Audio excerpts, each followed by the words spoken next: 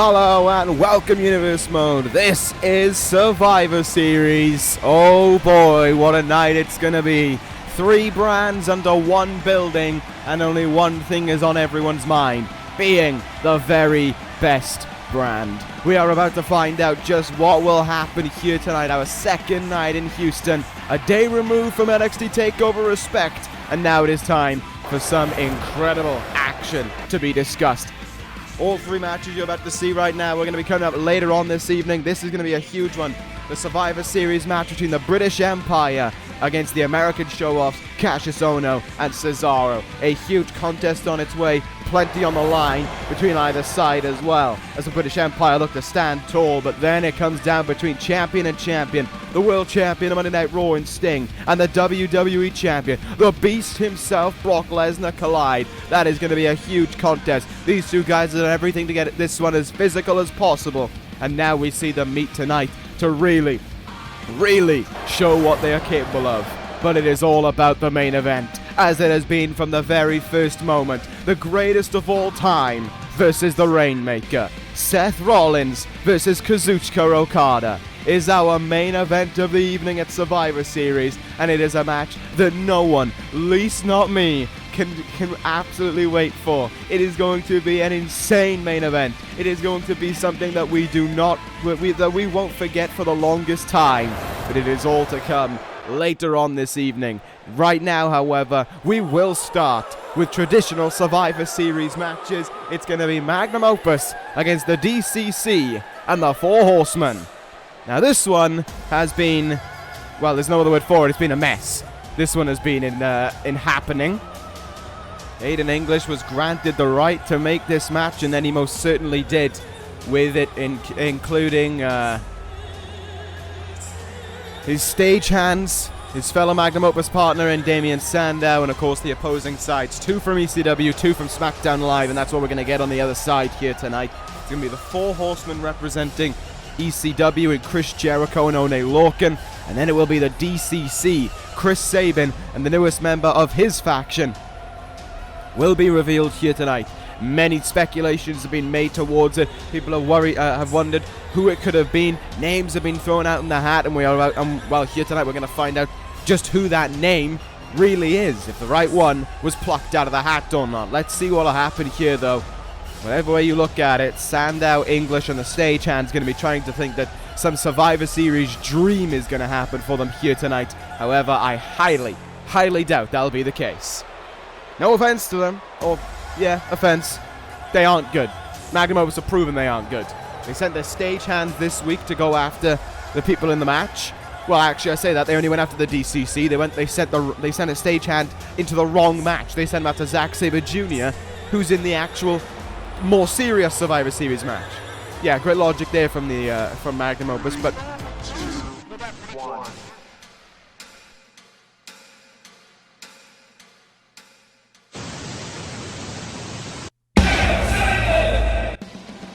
here come the, oh my, oh, that is the newest member of the D.C.C. on the left, and it's Baron Corbin. Oh, that's what they did with him. That is what happened to Corbin. The last time we saw Corbin, he was on ECW, my brand, and now, not only do I remember trading him to SmackDown Live, but now he is a member of the D.C.C. to go with it. What an acquisition this is for Sabin, and what a replacement this is for them as well. The Lone Wolf now joins the groupling of the D.C.C. with Sabin and Christopher Daniels, and he's going to make his immediate impact felt here tonight. Oh, just throw a stagehand his way. I'm sure I'll get some enjoyment out of watching him fly about. Nevertheless, the D.C.C. of course are not alone. They are being joined by these 2, the 4 Horsemen, and that is quite the reaction for them to get as well, on what can be described as a return contest for these guys. Chris Jericho's first pay-per-view contest in some 5 months, thanks to Neville, who put him out in the injury shelf. And now, we wait to see what happens when Jericho teams up with the newest member of the Horsemen, to get rid of Magnum Opus walking around these brands thinking that they're better than everyone else. If you had to ask me, pretty simply, I would probably say the stagehands get eliminated, no problem at all. Sandow might get an elimination, and that's probably the peak I see. An elimination for Magnum Opus. The stagehands will not be a threat. I don't see them. I don't see us getting concerned about them. I don't see us thinking, oh, they might win here. No. I don't see that at all. I see, at best, Sandow, because he's been a strong acquisition for these guys. At best, he will pick up an elimination, and that's about that. Baron Corbin is going to start things off against a stagehand here, and now we wait to see what he is doing, what he has got up his sleeve since joining the D.C.C. No elaborate reveal for Chris Sabin. He said he was just going to show up on the night, and indeed he has. And here he is right now. Corbin in the ring and ready to fight. Oh my god. What a forearm there. And a follow-up punch right after it. And the stagehand, well, he could already be done in all honesty. Didn't really make much of a difference, let's be real there, but the fight must continue on. Here we go now. Corbin has him up again, and another nasty ride, courtesy of the Samoan drop. I'm sure this is going to be a night to forget for the stagehands, but anything to serve. They are elaborate master. Aiden English. Magnum Opus, of course, is a stagehand. It's a stage term for masterpiece. Backbreaker there from Corbin. And essentially, yeah, it's your masterpiece. It's what you pride yourself upon. And, well, I mean, Sandow is okay. He's a really strong piece, and he's proven his weight far more than once in Magnum Opus as well. But the stagehands, you sure you couldn't have got better stagehands? Let's be real here. I guess not. Never mind. Back in the ring comes Aiden English. Oh, wow, the stagehand doing bits and pieces. Look at that. Round and round goes Corbin. And I think that's the first time he's come off his feet in this matchup. Tagging me made here into another stagehand. Corbin, I think, just looked at someone and just tagged out. And that someone was Ohno Lorcan. Lorcan, who's been really settling into his role as the newest member of the Four Horsemen, replaced Rich Swann, who the Horsemen sent on his way, essentially. No malice in it, but Swann was just not the member of the Horsemen they thought he was going to be, so now Ohno Lorcan joins the group led by Chris Jericho at the side. His quote-unquote enforcer is Roderick Strong. The men they're training up for the future. Apollo Crews now and Ohno Lorcan. They have one honorary horseman. It's quite interesting. They have one honorary horseman. A man who they let out of the group. And it's Baron Corbin. The man has returned to fight alongside the Horsemen one more time, it seems. Only Chris Sabin is involved in it this time around. But yeah, there's an interesting little fact for you. Baron Corbin used to be a member of the Four Horsemen. He was he was told he became an honorary horseman. He was sent on his way to do what he wanted to do. And I think immediately after, Corbin had 2 shots at the ECW Championship. So things were looking pretty good for him there. Things aren't looking so good for Ohno Lorcan right now. Newest member of the Horsemen on a grand stage to try and impress everyone. On the receiving end of a few stagehand beatdowns there. Nice headbutt though. Sidewalk slam? Yes. Simple and effective. Look at that. The stagehand getting almost right up to his feet there, but he's going to go right back down, courtesy of that German suplex. And Lorcan now, I think, getting a bit fired up in this one. In the corner, plenty for him to tag into, but who will he make the tag to? Chris Sabin going to get in this matchup now. That means Chris Jericho is the only one who hasn't got a tag in yet out of these lots. Atomic drop, big boot. Sandow was looking for the tag in there, didn't get it. Stagehand still.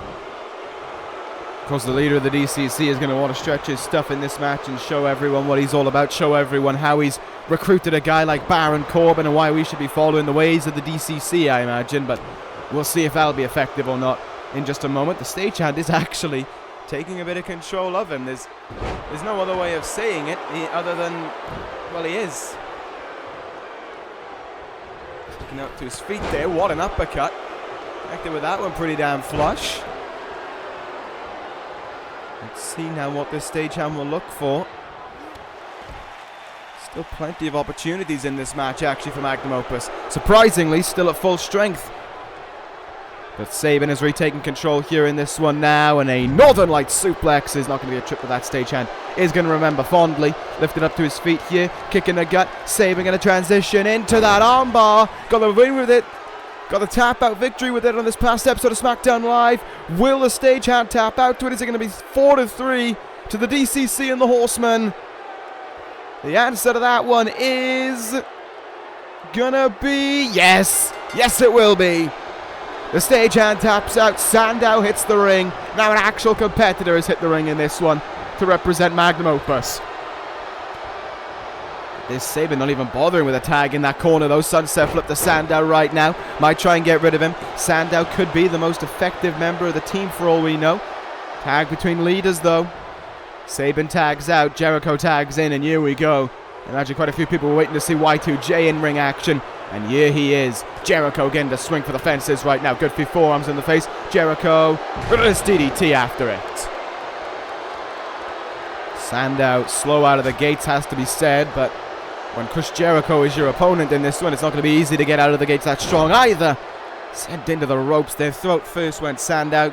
Pretty much no remorse shown from Jericho in his actions, but there, chopping the chest, nicely done. Jericho following up, lariat, bulldog combination. Jericho has just got this under control, and well, the lap has been completed, so we'll do another one. Baron Corbin in, stagehand back in the ring here, and into the deep six from Corbin. Oh, wow. What a mighty thing to see there from Baron Corbin, and then just clocking the stagehand after it. Sandow going to be very displeased with what happened there. Aiden English is the only one on the apron right now. The only one who hasn't been in this match as well. Corbin getting back up to his feet. Up and over to the outside goes Baron Corbin there. The stagehand and Corbin and Sandow are kind of one and the same with each other there. Didn't really see them, but you knew they were both down in that region. Back in the ring we go now, though, and Corbin, going to make the stagehand pay. Choke STO, and applying a further bit of choking after it. Corbin now has him right where he wants him here. Incoming, Sabin Liza. That's what I've noticed. He's taken Chris Sabin's signature there and made it his own. And this is his own End of Days. Cover made. Sandow in. He goes down. Baron Corbin gets an elimination. It is 4-on-2 to Magnum Opus. And English didn't even want in the ring. Legal man in this one now, Damien Sandow. Referee counting. I assume he's counting Sandow out. Either that or whoever gets in the ring next is the legal man, and English wants no part of it. Come on, Aiden. Well, this was your masterpiece. I thought you were proud of what you produced here. I guess not. Sandow, though, quick as a whip it in. What a lariat as well. This is a much more frustrated Sandow, and Sandow might be looking to strike big here on Oney Lorcan. Sandow in. You're welcome. Is that going to mean an elimination for Magnum Opus here? I said at best Sandow got one, but no. Corbin in with before the count even started to break that one up. Lariat, what a counter. What a counter from Sandow. The only member of Magnum Opus I have seen put up a fight so far tonight. Lorcan getting up to his feet. He has not had the strongest time in this match. He's going to wish that things had gone a little bit better for him, all things considered, but that could turn around in this one. Great suplex there. Arm drag, whatever you want to call it. Looked like a suplex to me because he followed through with it. Look at these strikes, though. Those open-handed palm strikes of Lorcan's are devastating, as is that knee right in the face. Send him into the turnbuckle. Sandow able to counter his way out of it, and he corked Sabin with that back elbow as well. Very interesting indeed. Sandow holding his own weight in this one right now. Sandow going to go up to the top rope. Oh my goodness! Moonsault from Sandow there. Who would have thought he had that lined up his sleeve? Great counter from Lorcan though. Let's see what he'll do now. Went for a chop, but the arm was grabbed there. Went for something in the turnbuckle. Got countered by Lorcan. And now Ohno Lorcan ready to go. Good neck breaker. And this could be a great opportunity for him as well. Let's see.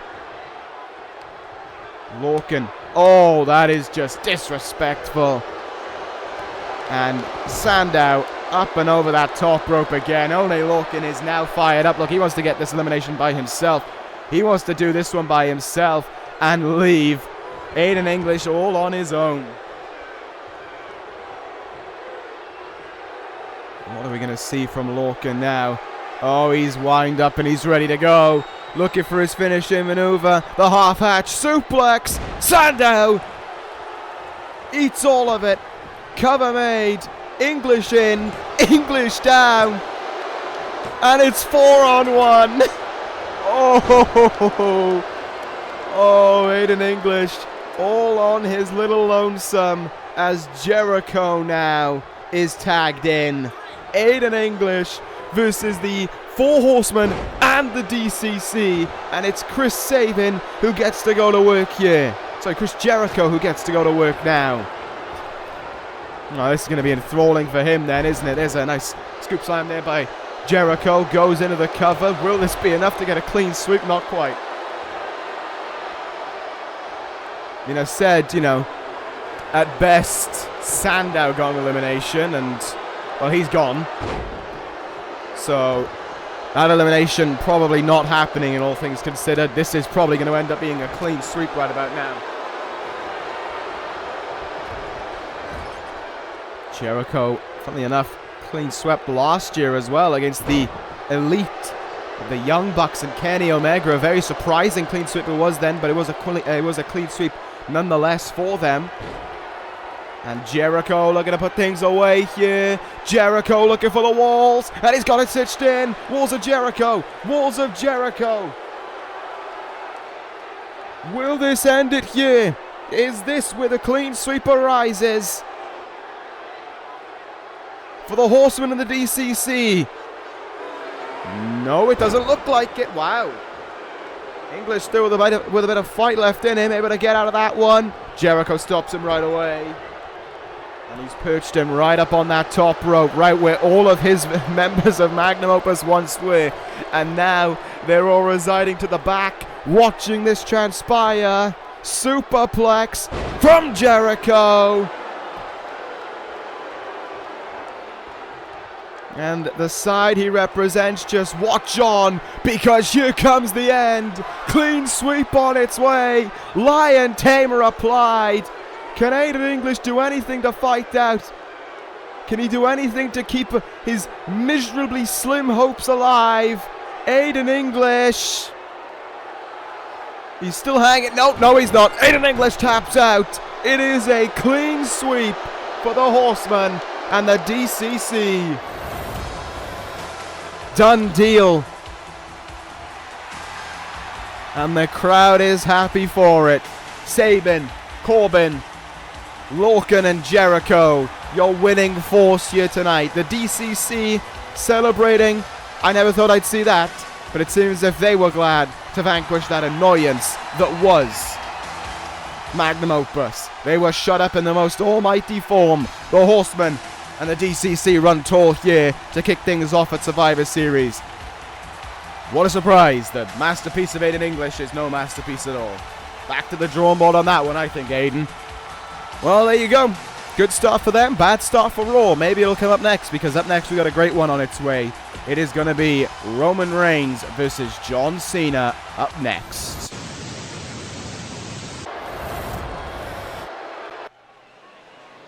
Oh yes, what a contest this is going to be.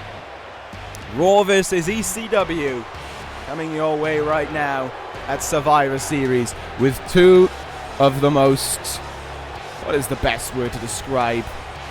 Two of the most strongest, determined, focused men that you will find on these rosters. Roman Reigns, Mr. Money in the Bank, but he has left the briefcase, it seems, elsewhere, although he could use it tonight, later on this evening, for all we know. We will see about that, however, but nevertheless, Roman Reigns won the Money in the Bank briefcase in July, but it has been not the greatest time for Reigns since winning that briefcase. The simple way to look at it is this. Reigns has won. He has won a lot of matches, but he never wins big matches.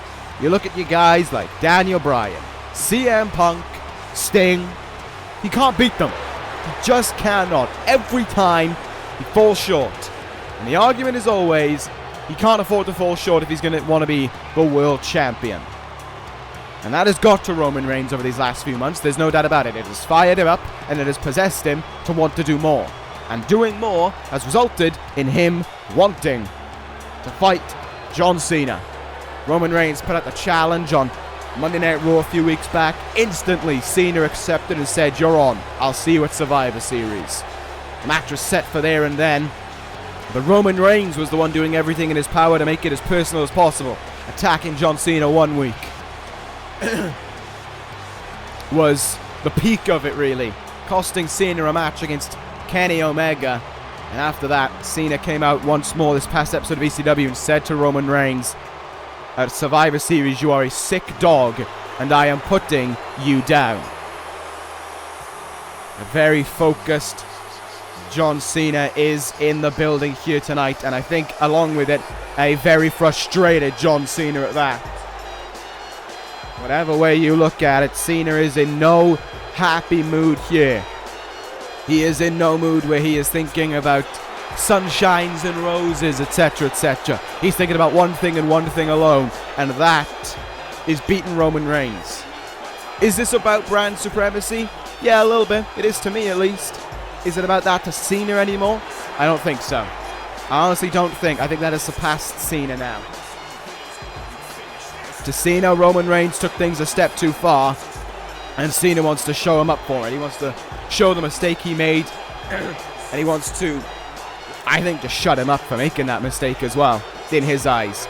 Roman Reigns, though, of course, is not going to agree with that. He's going to think that he's made a genius decision, and we'll see if he'll be able to enact on it here tonight in this match.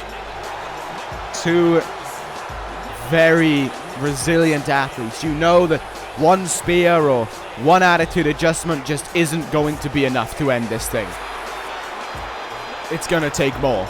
It's going to take 3, maybe even 4 to put these guys away. We'll find out in just a moment. This match ready to go between these two sides. One-on-one confrontation between them. I cannot wait to see it. Reigns versus Cena. Raw versus ECW. We're underway here. And the crowd immediately siding with John Cena on this one. Little surprise there that they have gone with that choice. Perhaps the younger members of the audience siding with Cena there. Of course, I am going to side with Cena because he's an ECW member. So, a little surprised why that one's the case. Reigns, though, taking an early control there. Look at those knees in the gut to John Cena. Cena able to counter his way out of it, though. Side headlock on Reigns now. What can Mr. Money in the Bank do here? He's going to force him off the ropes. Here we go into some kind of a slam. No, Cena able to stop it. The stalemate continues between these two. Hurricanrana from Cena. And off his feet comes Roman Reigns.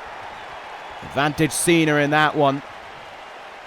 Not early showing between either side. Cena able to get Reigns off his feet there. Shoulder tackle, though. Reigns is right back up. Perhaps right back in control of Cena as well. Here we go. Schoolboy powerbomb. Planted him. Reigns going to go for an early cover. Cena kicking out almost instantaneously. Of course, it's going to be about pacing yourselves in this match. It's going to be seeing what your miles may be. Look at that counter there from Cena from the Superman clothesline. It's going to be seeing where you can gain an advantage, where you're going to lose it, how you can hang in there. There's going to be times where both guys are going to be on the receiving end of some offense, and there's going to be times where both guys are going to have to fight back through it. No doubt about it. Great work by Cena there to get out of that powerbomb position. And a belly-to-belly will send Reigns down to the mat. Look at this now. Cena showing off his natural strength. Deadlift, gut wrench, suplex to Roman Reigns.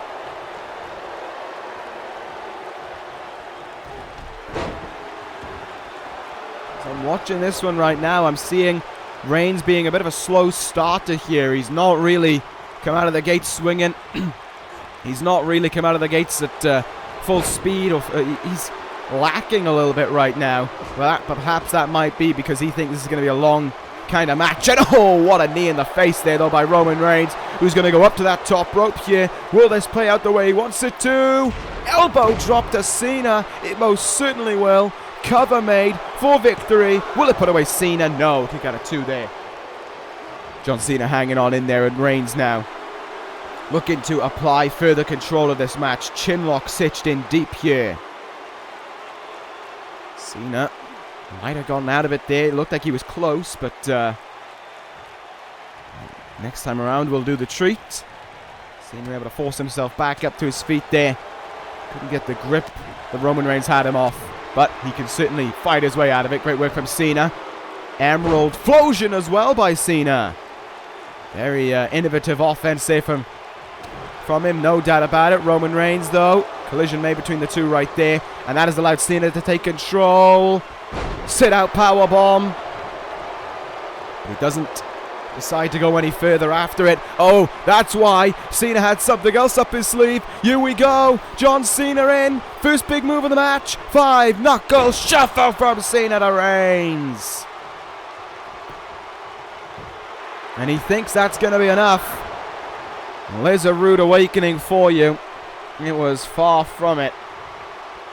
Cena should have recognized that. Diving fish drop now. What a competitive match this is turning into. The cylinders are starting to fire up on both sides now. And Roman Reigns is on the back foot and then some in this as well to go with it. Is Roman Reigns in trouble right now? Is he in jeopardy? A chance of victory. Cena may think so. Reigns counters him though.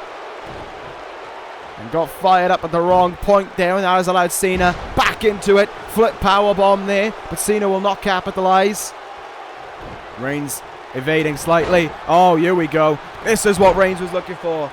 The duo of clotheslines. The duck under. Superman clothesline as well. Cena goes down. Reigns in a perfect position to take control. Superman punch. And he goes right into the cover. Will this end things here? There's 2 and a kick out.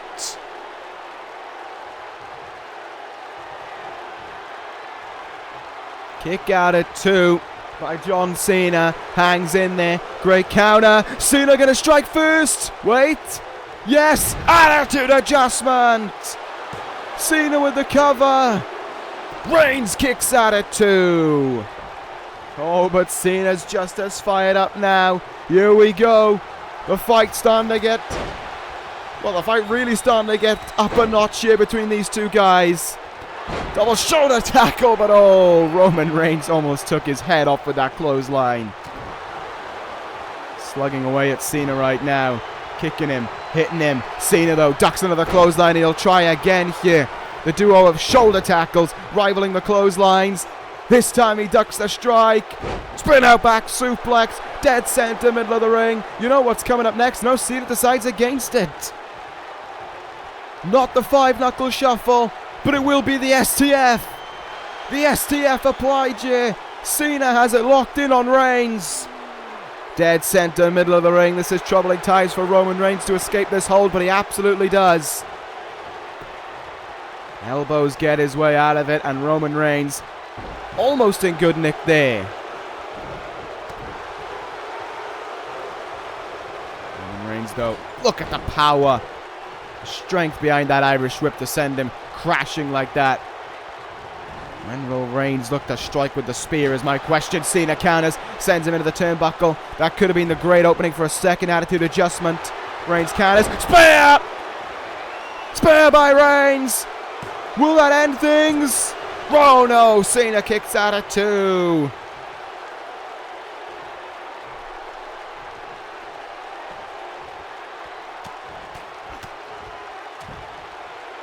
The first spear strikes, and much the same as the first attitude adjustment, all it gets is 2.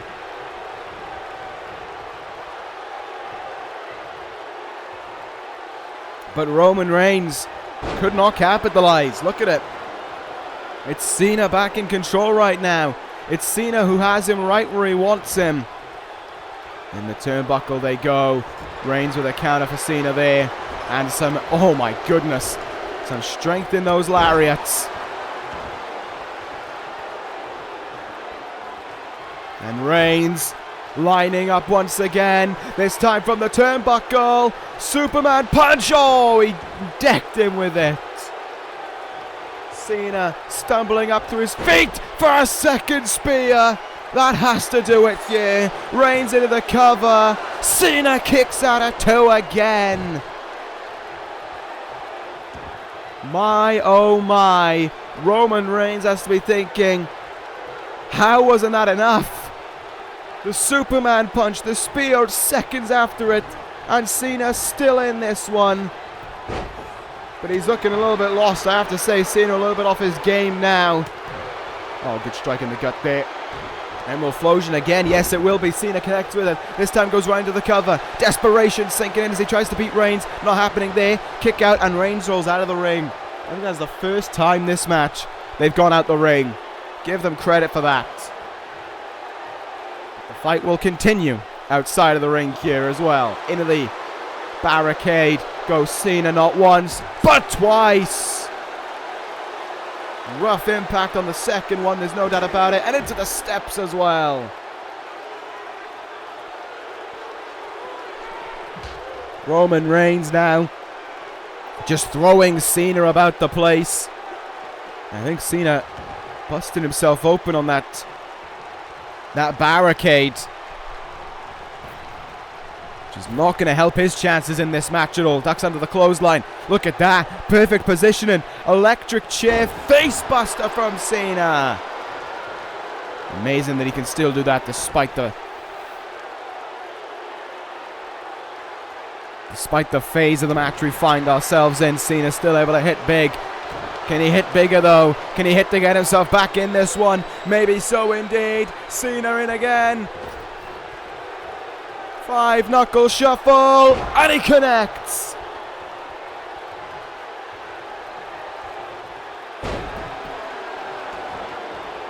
Surely Cena's got it in him now to hit with this attitude adjustment. We haven't seen him try for quite some time. Reigns in with another counter Superman clothesline. Once again striking in this match, but how much do these guys have to give? Reigns might have been looking for another spear, but just didn't have it in him. Cena looking for the attitude adjustment. Reigns, though, evading it, escapes it. Oh, no. This is it.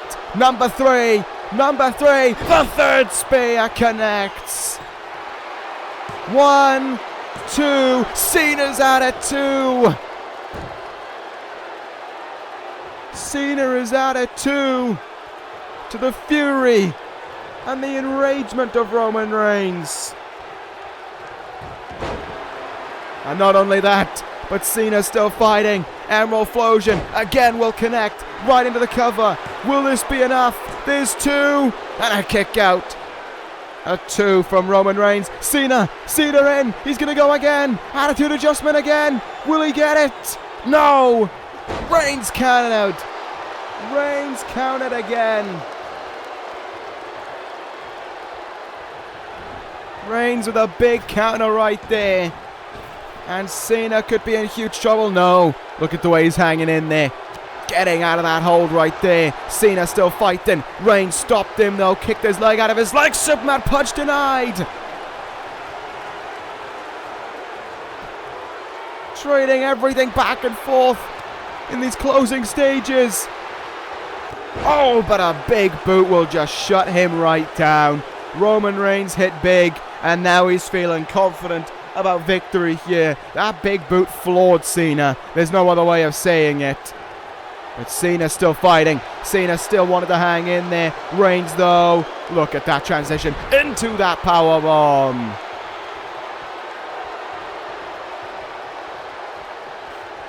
Roman Reigns, Superman. Oh, he missed it.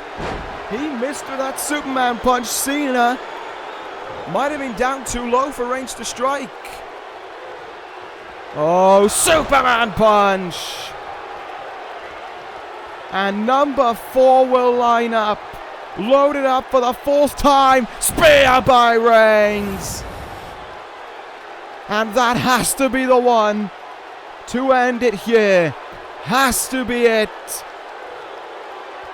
Roman Reigns is going to secure a huge victory at Survivor Series. And John Cena is beaten. Roman Reigns wins. What a win for Monday Night Raw.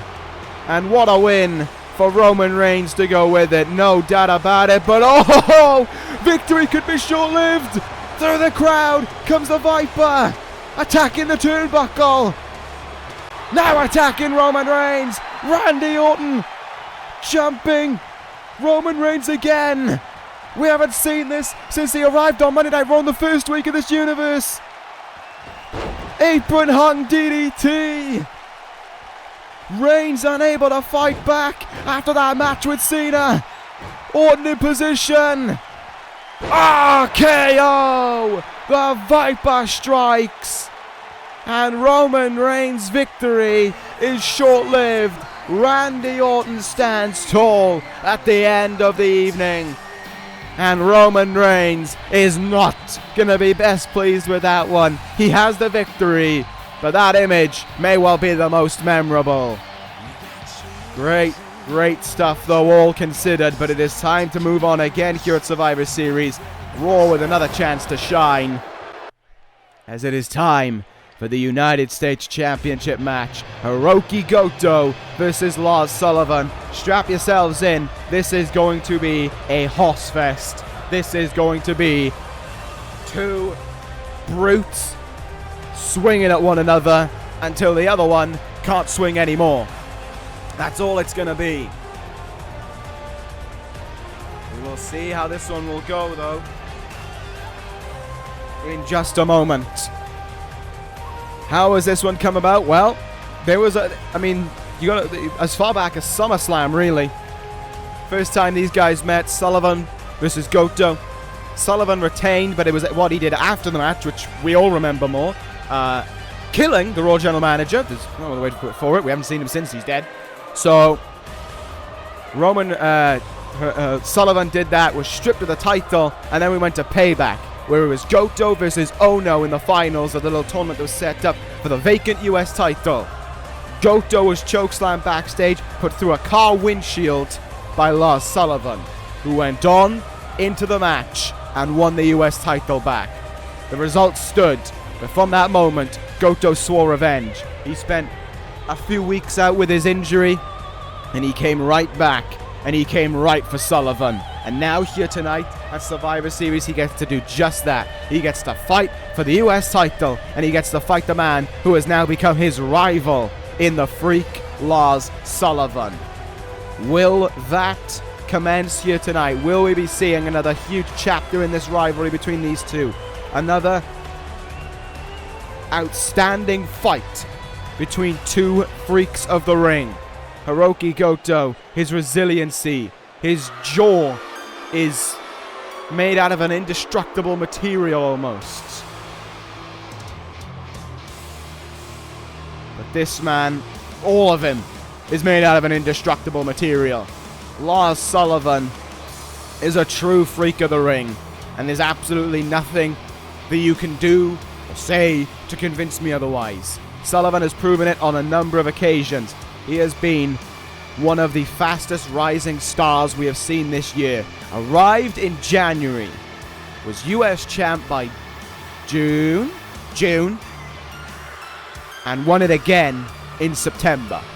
Lars Sullivan has stopped at nothing to make an immediate impact here on Monday Night Raw, and there's no doubt about it either, he has done just that. And Sullivan now does things by himself to go with it. How will this one go, though, for the Freak? We are about to find out. I am ready for this contest. I am ready.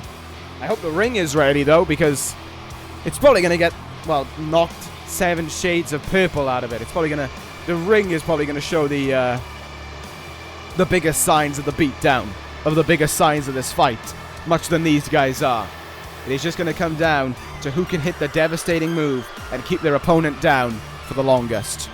And truth be told, I don't really know. I don't really know. Is Goto fired up? Oh, yes. Is Goto ready for this? Yes. But is Sullivan a freak? Well, it's his name. But Sullivan, there's something about him. There's something about him that has gone that one step further as of late to prove his point to Goto. And to prove his point that he is the rightful United States champion. I want to see Goto win, but I think Sullivan will win. That's the prediction I'm going to put out there right now. And it's not going to be down to anything. It's not going to be down to Goto being inferior. It's going to be down to Sullivan just... He's going to do something in this match. Sullivan's going to do something big in this match, and it will enable him to retain that title. That's the only way I see it. He will do anything to hold on to that US title. Make no mistake about it. And we'll see if that'll happen here tonight. The first title match of 2. Only 2 titles on the line here tonight. The next one will be the Intercontinental Championship, up for grabs later on this evening. But as for the US title, we are about ready to commence between these guys. Hirooki Goto, Lars Sullivan. Oh, good God. We are ready. And Sullivan coming out of the gates there. Right after the leg of Goto. Little surprised that is the case either, that he would go right for it, but here we go. This one is underway, and these guys are just going to go swinging for each other out of their gates. Sullivan has the upper hand, though, in the early stages, clubbering Goto down onto one knee there. Into the turnbuckle, running splash. Sullivan might be looking to try and put this one away as quickly as possible for all we know. And Hirooki Goto could just be a passenger in all of that. Look at this, trying to do anything to retain his title. Early roll up by Sullivan, not going to be enough. Goto reverses it, rolls up Sullivan now, who kicks out at 1. And Sullivan having to take a quick retreat outside of the ring after it as well. His plan foiled temporarily. Goto all sorts of fired up and sticking in ahead into Lars Sullivan.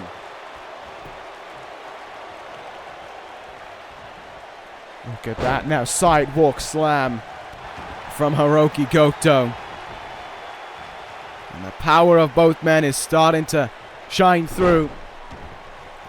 It is starting to take shape now.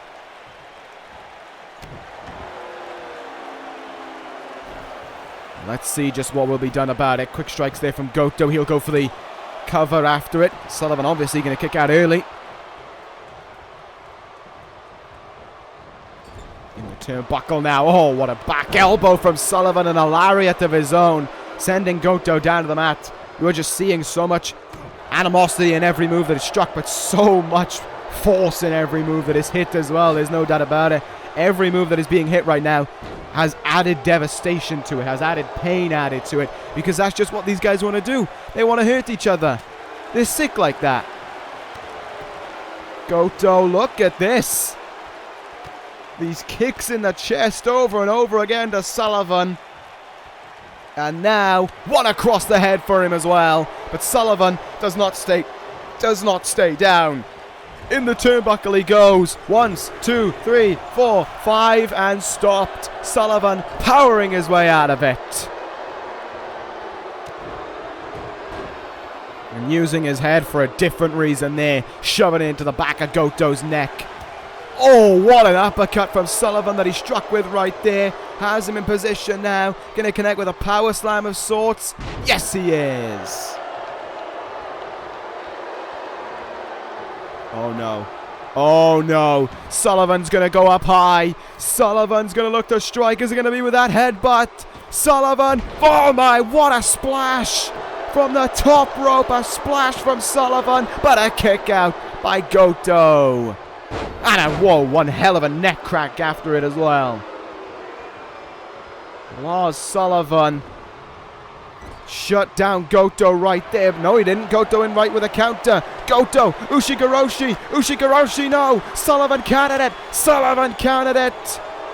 No. Freak accident. Will this be enough? There's 2 and a kick out from Goto at 2. Thank goodness. Goto hangs in there. But this match as we know it has not ended yet.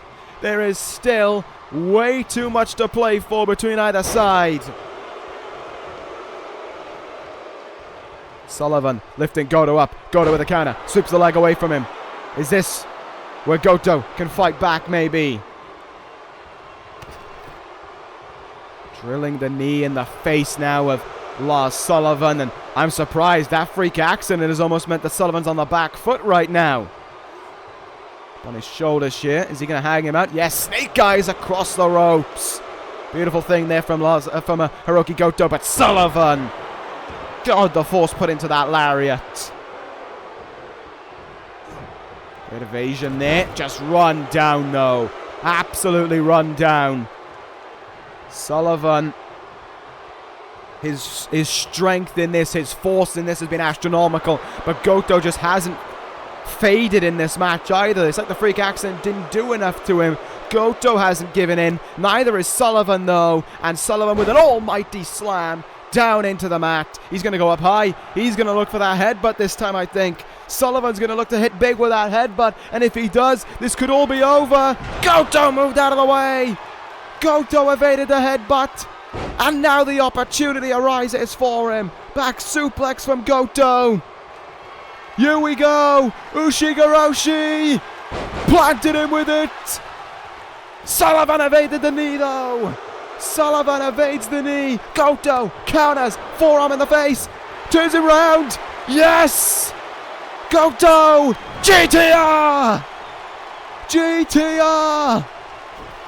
Hirooki Goto covers Lars Sullivan with 1, 2, and 3. Goto wins. We have a new United States champion, and it is Hirooki Goto.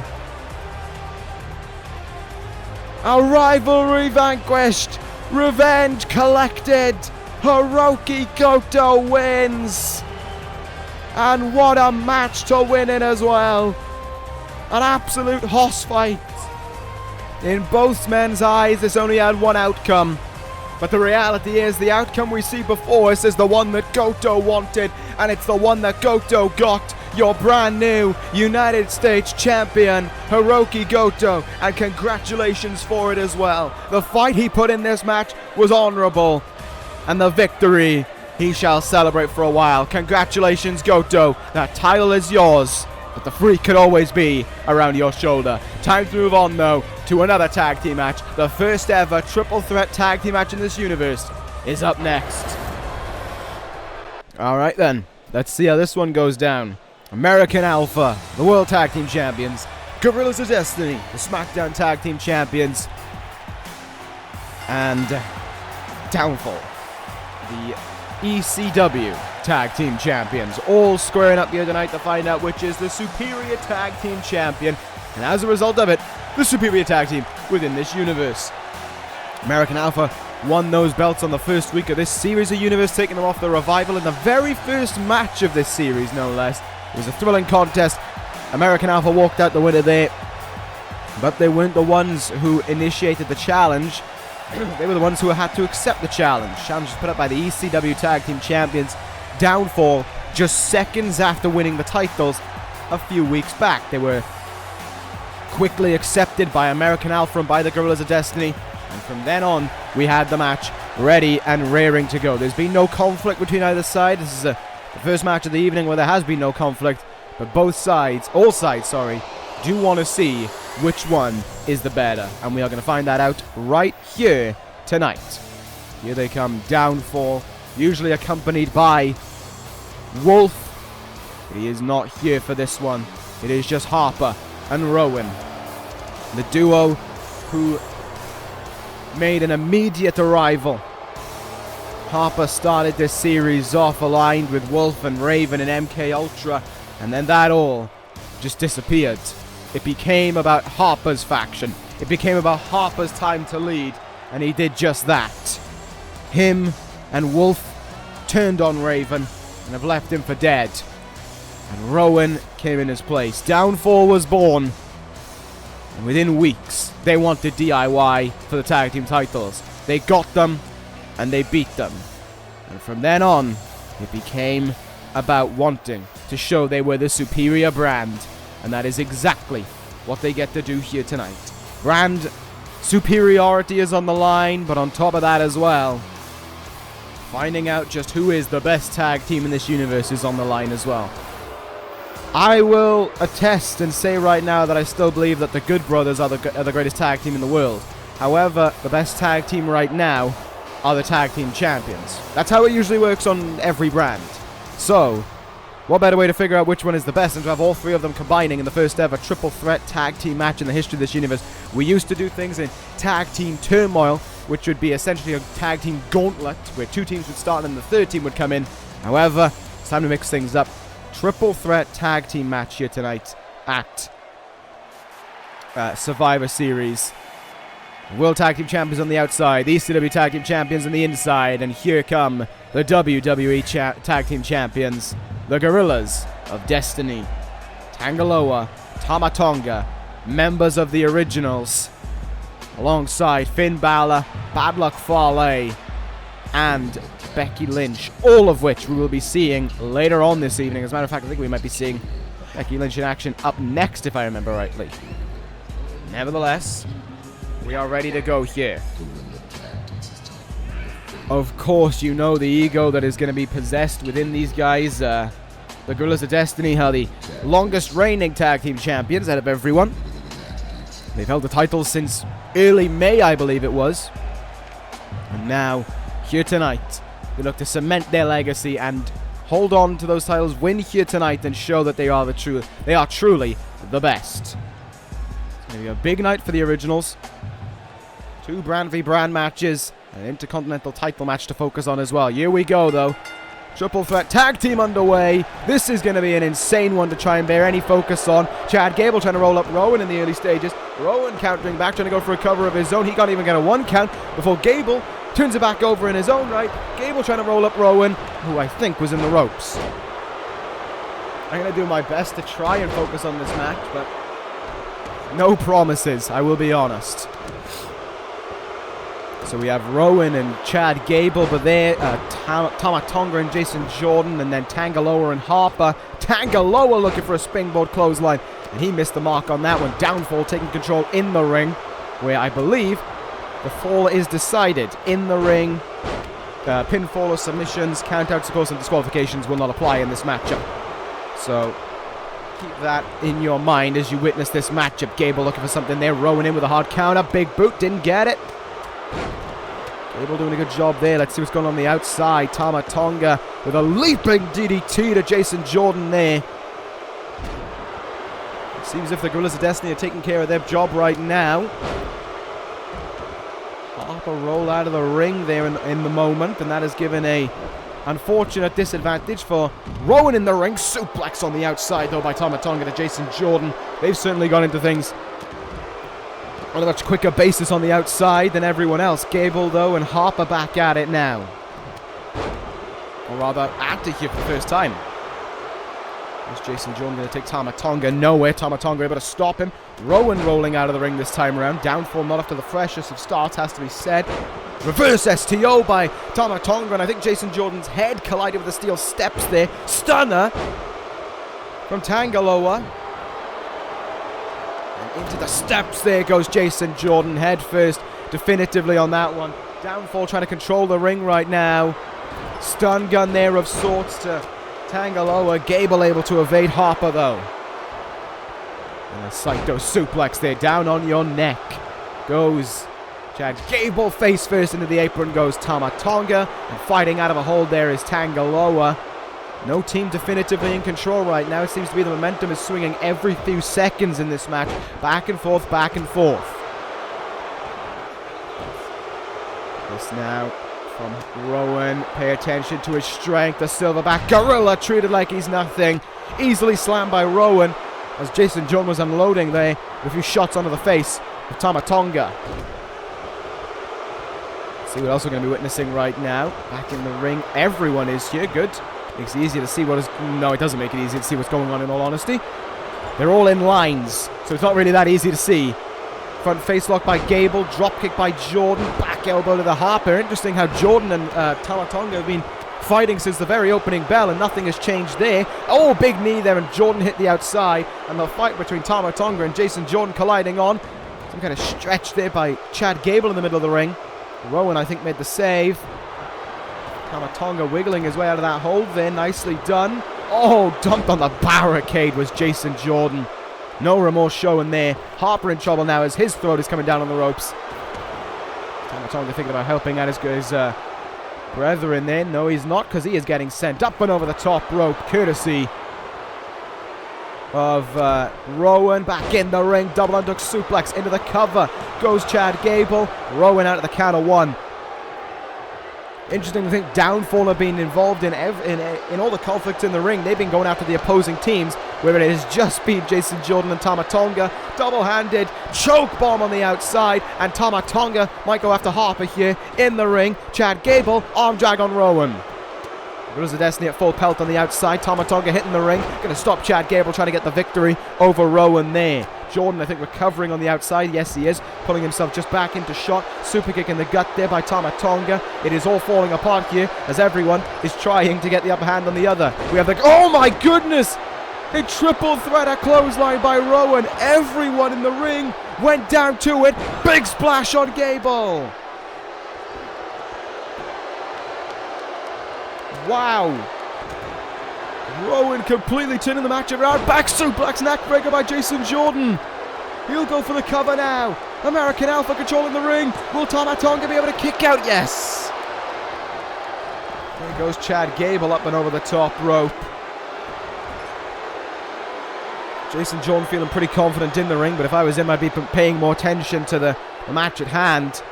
Tanga Loa working incredibly hard there. Gorilla press slam on the outside, meanwhile, by Rowan. Backstabber, yes, from Tanga Loa onto Harper. Meanwhile, Jason Jordan and Tama Tonga continuing where they left off. Spinebuster, meanwhile, by Tanga Loa. Will this be enough to put things away? Oh, it was close, but Harper got the shoulder up at 2, and everyone converged back in the ring to stop Tanga Loa getting the win there. Hang on to that second rope is Rowan right now, and knee into the throat. Reverse suplex there was by Gable there. Rowan goes out of the ring.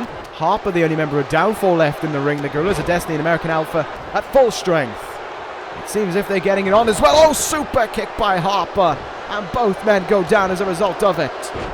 Tanga Loa and Chad Gable getting into one hell of a strike fest right now. And in the ring, it's just American Alpha and the Gorillas of Destiny. But it seems as if... Oh, look at that. Rainmaker of all things. We'll definitely be seeing one of those later on this evening. But right now, the Gorillas of Destiny controlling the ring.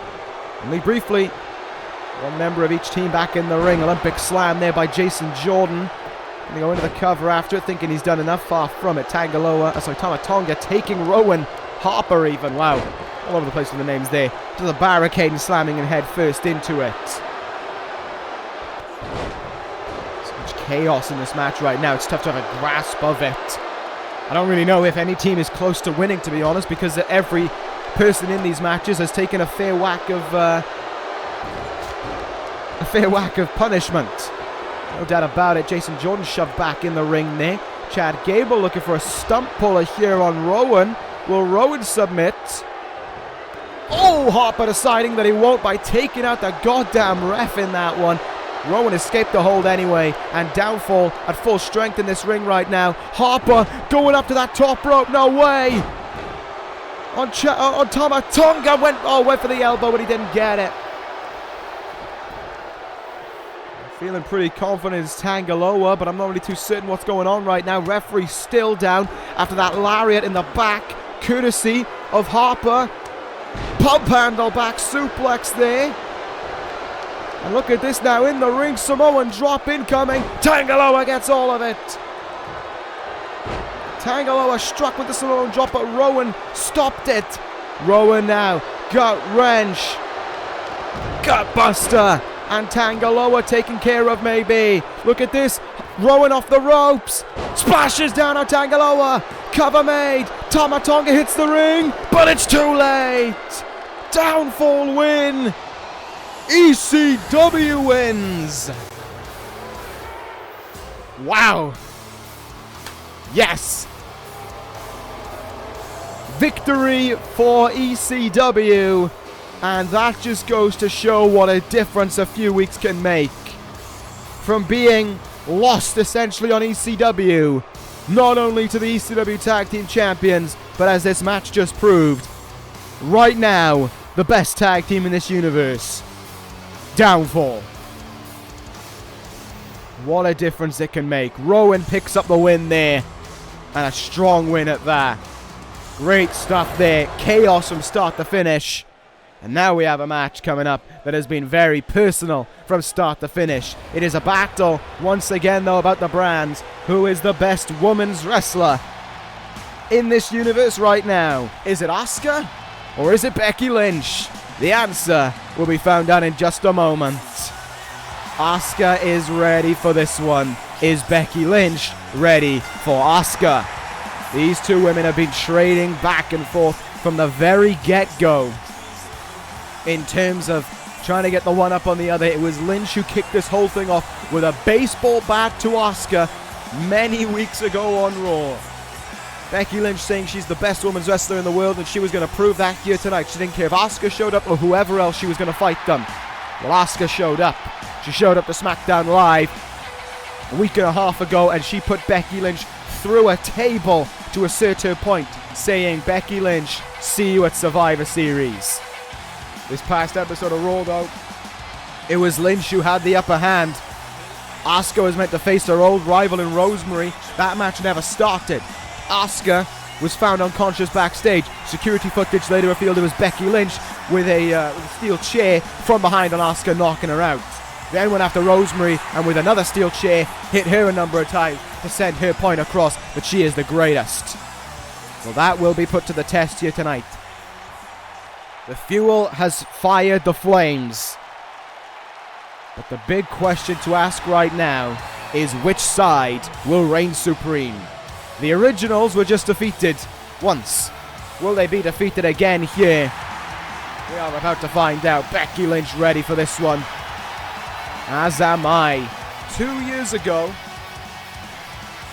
the tournament finals were held at this very event to determine who would be the first wrestler in 2 years in this universe.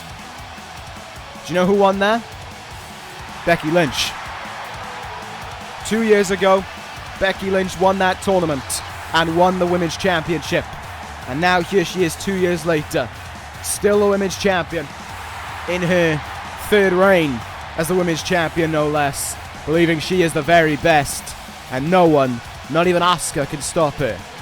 Want to know some more facts about that tournament? Becky Lynch was on SmackDown at that moment in time. No, she was on Raw, sorry, at that moment in time. Asuka, I believe, was beaten by Becky Lynch on the way to that tournament. And now here we go. The two women's champions on the big shows. One-on-one against each other. Trying to figure out who is the best. Let's find out just who it's going to be. Back and forth from the very get-go. The submissions are going to play a vital part in this one. The disarmer versus the Asuka lock. Which one will be superior? The answer is just a few seconds away, really. Let's see what happens right now. Big knee in the face there by Asuka, though, to Becky Lynch. And I think this will involve a lot of back and forth action. A lot of limb work, as we're seeing right now. Both women going after the arm. It's certainly been building up to what is expected to be a very intense match, and it seems as if both women are delivering on that. Right out of the gates, they are going fast after one another. They are going with speed after the other to try and get the victory. Becky Lynch on the arm again, certainly doing a good job of setting things up for that disarmer later on, and taking away the Asuka lock from Asuka as well. Nice drop kick though from the Empress. Both women only recently having those titles around their waists. Asuka won hers at the start of October in the finale of the last Series of Universe. Becky Lynch won hers in a triple threat match. Couldn't have been more than 4 weeks ago now on SmackDown Live, involving Nia Jax and Nikki Cross. Now here we are tonight with these two women squaring off to figure out who the best really is. Irish whip, off the ropes, drop kick countered.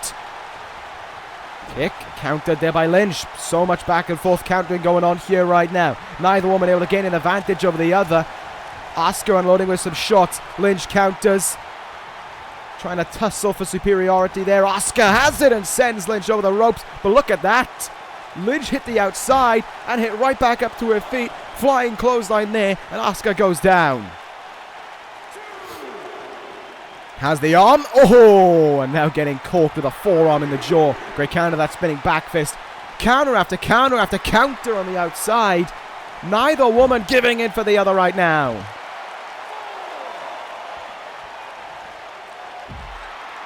Counter there by Asuka. Let's see what she'll do to Becky Lynch right now on the outside. Suplex on the thin padding. And in the ring we go now. Becky might have her number. Dialed here by Asuka. Flying hip attack. Will this put away Lynch? Wow. It won't even get two. Lynch. What a counter that one was. Great bit of work there by Becky Lynch. Lynch going to look for an exploded suplex. And she'll connect with it as well. How quickly things can turn around in this match. Cover after that exploder. Will it be enough? No, Asuka gets the shoulder upper two. Still all to play for. Lynch knows it, and she's still going after that arm. But the speed these two women are working at, it's incredible. You can tell how much they want to beat the other.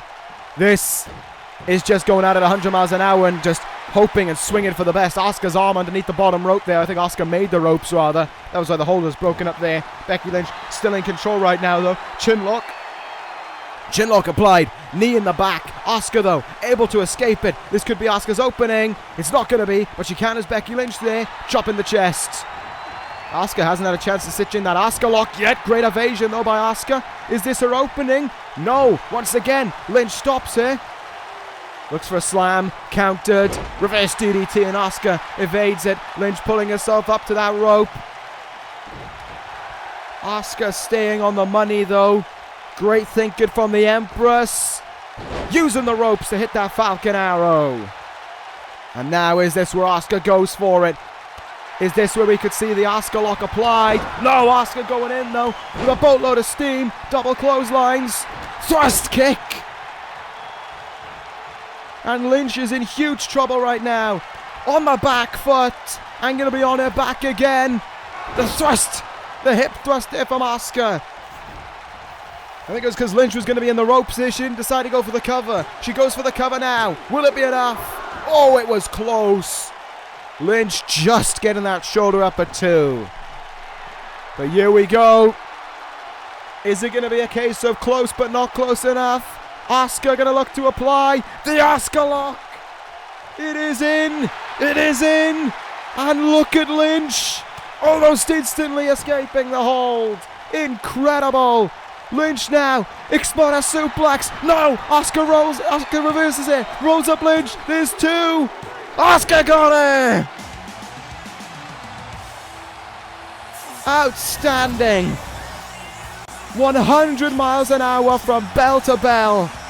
But Asuka using her superiority there, using her mind to pick up the win. And after everything that has happened, that is a sight to bear witness to. A shake of the hands between these two women. They knew everything they got themselves in for, but at the end of the day, they let the other pick up the win. They let the other enjoy the victory, rather. Great contest there again. Asuka wins, however. And a more important note, for the originals, things are not looking good. Because coming up now, the Intercontinental Championship is on the line, and it is 0-2 for them. And this is a title that they absolutely do not want to lose. Dean Ambrose versus Finn Bálor. Up right about now for us all to bear witness to. Ambrose became the #1 contender by beating the bodyguard, I guess whatever you want to call him, the enforcer for Finn Bálor and Bad Luck Fale. And since then, Bálor has tried to do everything to make Ambrose's life a nightmare heading into this event. He has gone after he's gone after him after matches, he's gone after him in any way that he can. Jumped him after a defeat to Matt Riddle. And then, this past episode of SmackDown Live, while Bad Luck Fale beat Jeff Hardy, Dean Ambrose checked up on him after the match was done, and Hardy and Ambrose became susceptible to the attacks of steel chairs from Fale and the Intercontinental Champion. You know Ambrose is fired up for this evening. You know he wants to get his hands on this man now. You know how vital it is with the Intercontinental title on the line. Plenty to fight for the originals, and plenty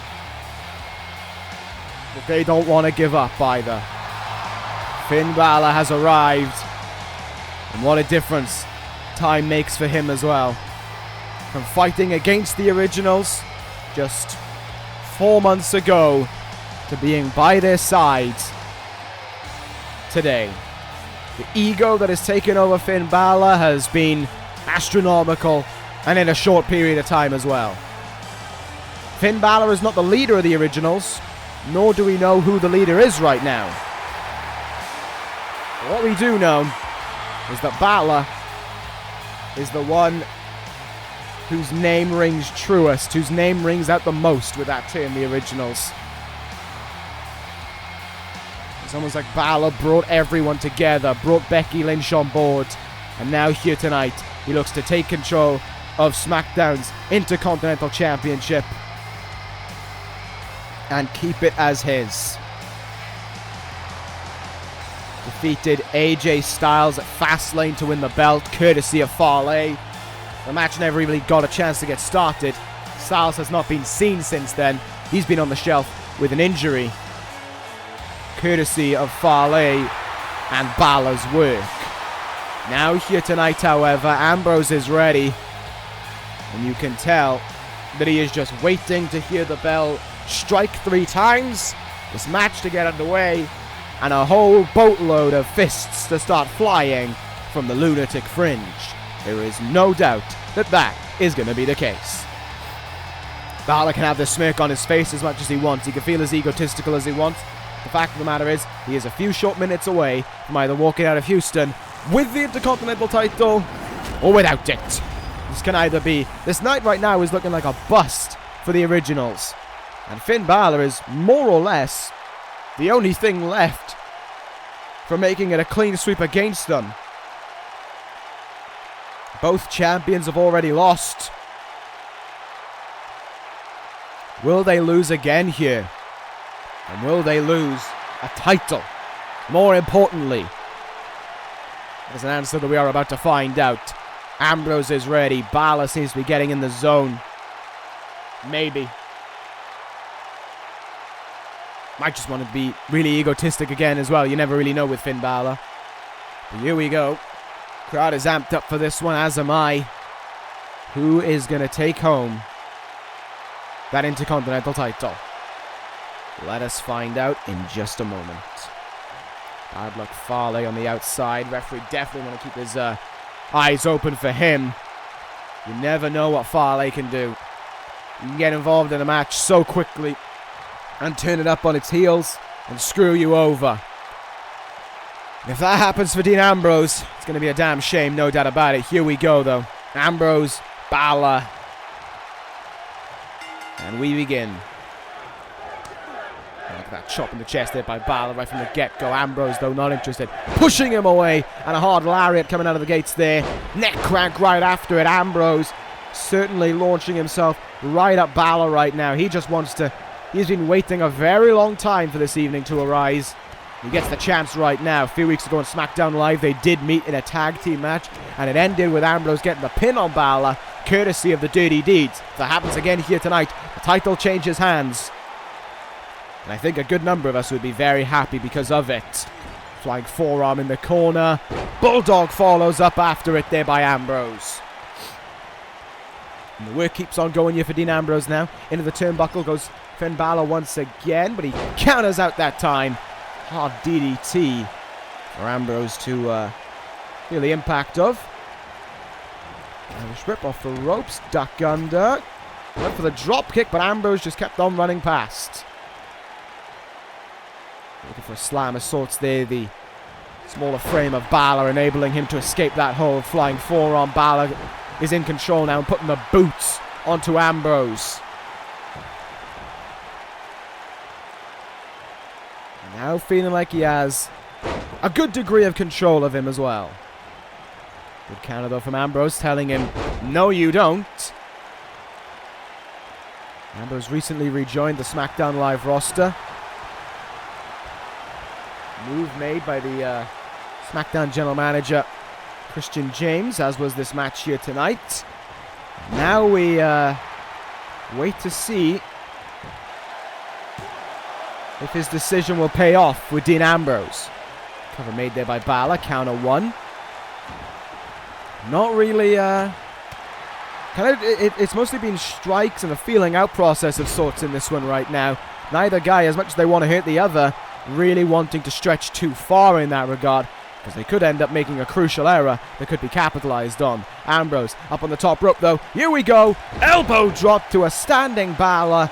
You knew the Lunatic Fringe was going to have to strike with something like that sooner rather than later. First big move of the match. Ambrose can't capitalize though. Great counter by Bálor and a drop kick in the face. Say what you will about Finn Bálor the person. There's no doubt that Finn Bálor the wrestler still has many qualities. And he is shining them through right now. That's why this guy's a two-time Intercontinental Champion, along with being a two-time World Heavyweight Champion. In the turnbuckle goes Ambrose. Good counter there.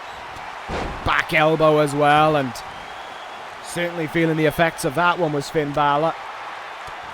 Forearms, headbutts. Variety of sorts unloading. Up and over the top rope now he goes. Are we going to see another suplex back in the ring? Yes, we are. Oh, with great strength to pull off something like that. I have to say it. As much as I don't want to, I have to say it. Now, what a night Survivor Series has been thus far, though. The last title match of the evening. Everything from here on out is going to mean a lot, though. Especially that main event. Especially that main event. Even though brands are on the line, let's be real, we all just want to find out who the true greatest in the world, who the true best in the world is out of those two men. And we are on our way to finding that out. Sunset flip here by Bálor. Will this be enough? Ambrose kicking out almost right away. Nice shoulder tackle as well there by Ambrose. Gets him back in control here. Turning him around. Ambrose got something in mind. No, he doesn't. Turns it back round. Juked him out. Dirty deeds! And will Ambrose have the Intercontinental? Fale getting involved. Fale getting involved. They're pulling the ref out of the ring. And no Intercontinental title changing hands thus far. But Ambrose is fired up and ready to go again. Forearms. Running forearm. Running bulldog as well. Ambrose now ready to go. Fale may have done nothing if not fire up Ambrose. But Bálor put a stop to that there with that super kick right into the gut. And no way. Bálor has a great chance right now. Wound up for him. Shotgun drop kick. And it could be because of bad luck Fale that this will happen. Bálor up high. Coup de grace. But Ambrose does indeed kick at it too. Now look at this though, Bálor going right back up to the top rope. No way, he's got another one wound up already. No way he's ready to strike with another one this early. Finn Bálor in. Looking for an elbow drop, but Ambrose still able to evade it. Turns him round now. What's Ambrose going to do here? Nothing. Bálor comes out with a counter. Bálor now with the advantage from behind. Might have been looking for his bloody hell. Got countered. Suplex by Bálor. Sorry, to Bálor. This is Ambrose's opportunity now to make the most of. Forearm in the face there though by Finn Bálor. Kicking the gut, DDT right after it. Spiked in with it and he goes into the cover. Will this be enough to retain the title? Ambrose says absolutely no way. Nice elbow in the gut there though. Ambrose turns him round, and again, Bálor able to counter it. Two guys, oh god, German suplex, no. Ambrose picks out a very good time counter there. Might have Bálor right where he wants him now. The fatigue setting in for both men, but that's not going to stop him. Roll up by Ambrose. Doing anything to be the champion. No, kick out by Bálor. Oh, but both men falling to one knee there. Feeling the effects of this matchup. Single underhook suplex from Bálor though. And he's going up high. No way. Has he got another one wound up for him? Bálor gonna look for it again. Coup de grace. Will miss. Ambrose evades it. And a lariat will bring him down. Great bit of work from Ambrose there, but the title is still alive here. Fale has not been a factor outside of that referee involvement. And I find myself questioning, when will he be? Cover made here. Smart work by Bálor. Have to say it. Very smart work by Bálor to use the ropes there. Get himself out of that. Get himself out of trouble. And I think Ambrose right now is trying to get Fale involved somehow. Variety of covers being made. I think Ambrose's plan might be to get Fale ejected and then beat Bálor on his own, because he might not be able to do it so long as Fale is here, but he might not do it at all. Bloody hell! Oh no, wait, he's going for the cover right after it. Will that do it? Yeah. Will it be enough? Ambrose gets the shoulder up at 2. And Finn Bálor irate. He thought it was 3. This match is still alive, and Ambrose has just swung right back into it. Right back into it comes Ambrose. Popped right up to his feet, and here we go. Bulldog. Does he have it in him right now, though? Does he have it in him to connect with something big? Ambrose feeling the fatigue, but he keeps on pressing on here. Another lariat, and down goes Bálor. He is trying. Look, he's trying to frustrate Fale. He is trying to frustrate Fale here. Trying to get the underboss riled up. Ambrose in. Fisherman suplex incoming. Bridges after it. Will this do it? Fale getting involved. Ambrose getting his wish. Fale getting involved in this one now. Distracting the referee.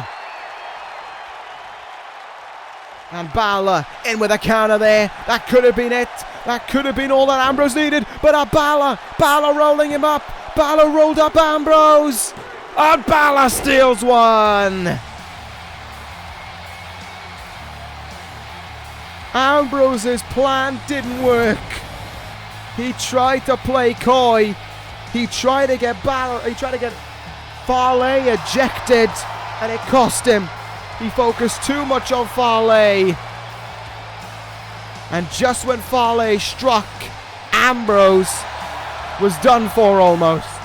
When Fale struck, Bálor's back in this thing, and a roll-up is all he needed. Ambrose with a dejected look on his face right now.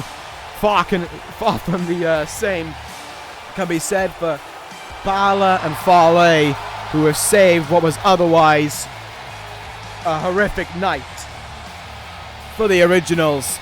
They keep all their titles, but at 1 for 2, it is not going to be a night that they're going to be remembering fondly. That's for certain. But it is time to move on to our next contest, because for some, it could be a night that could be remembered as they are last. Coming up next, a huge contest between the British Empire as they take on the American Showoffs, Kassius Ohno and Cesaro. The Empire have wanted to prove their might, and they get the chance to do just that here tonight. It is ECW versus Raw and SmackDown, and we are about to see just what happens.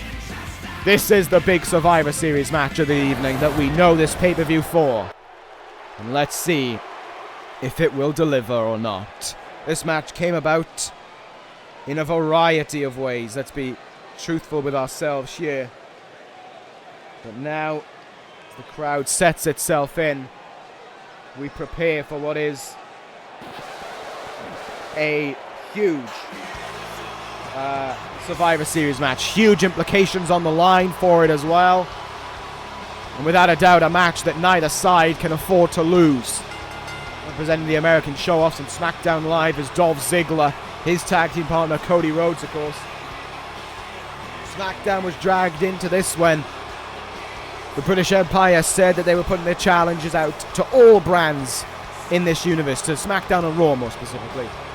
And it was Rhodes who accepted on behalf of the American Showoffs, saying that we're going to Survivor Series, we're taking part in this. And that is exactly what has happened, and there has been plenty on the SmackDown side to talk about as well. But it has mostly been involving Cody Rhodes. Ziggler's involvement was a week and a half ago on ECW or thereabouts. He arrived on the show and attacked the Cruiserweight Champion, Zack Sabre Jr.,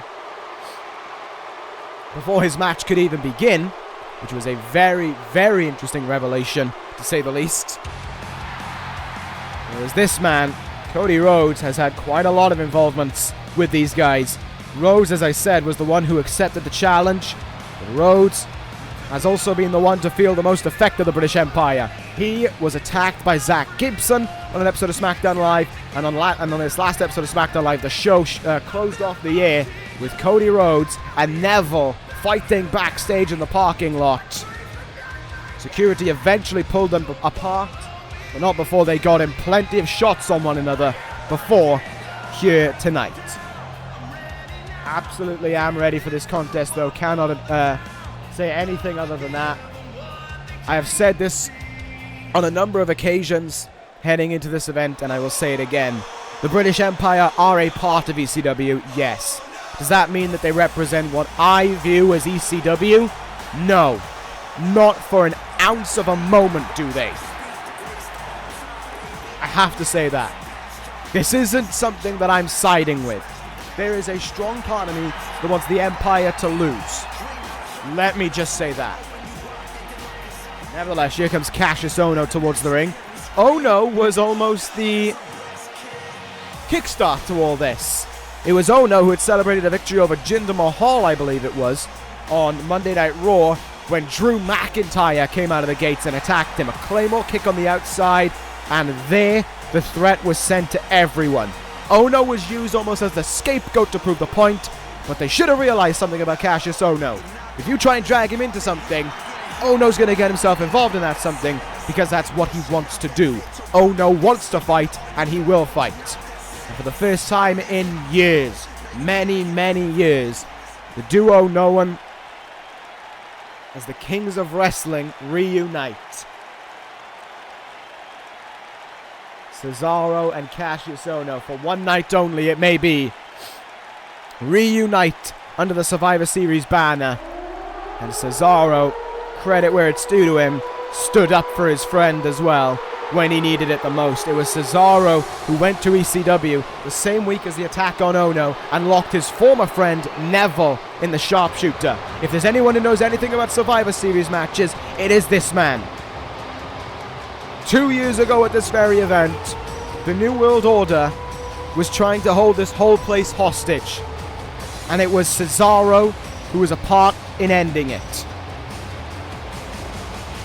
He knows plenty about this type of match, and he's not going to let that skip him by here tonight. Just like Chris Jericho prior, Cesaro's been in this state before, and he'll do it again here. We are ready and raring to go, though. That is the quartet who will go up against the British Empire. Now we wait to see the Empire themselves arrive, and they are certainly taking their time.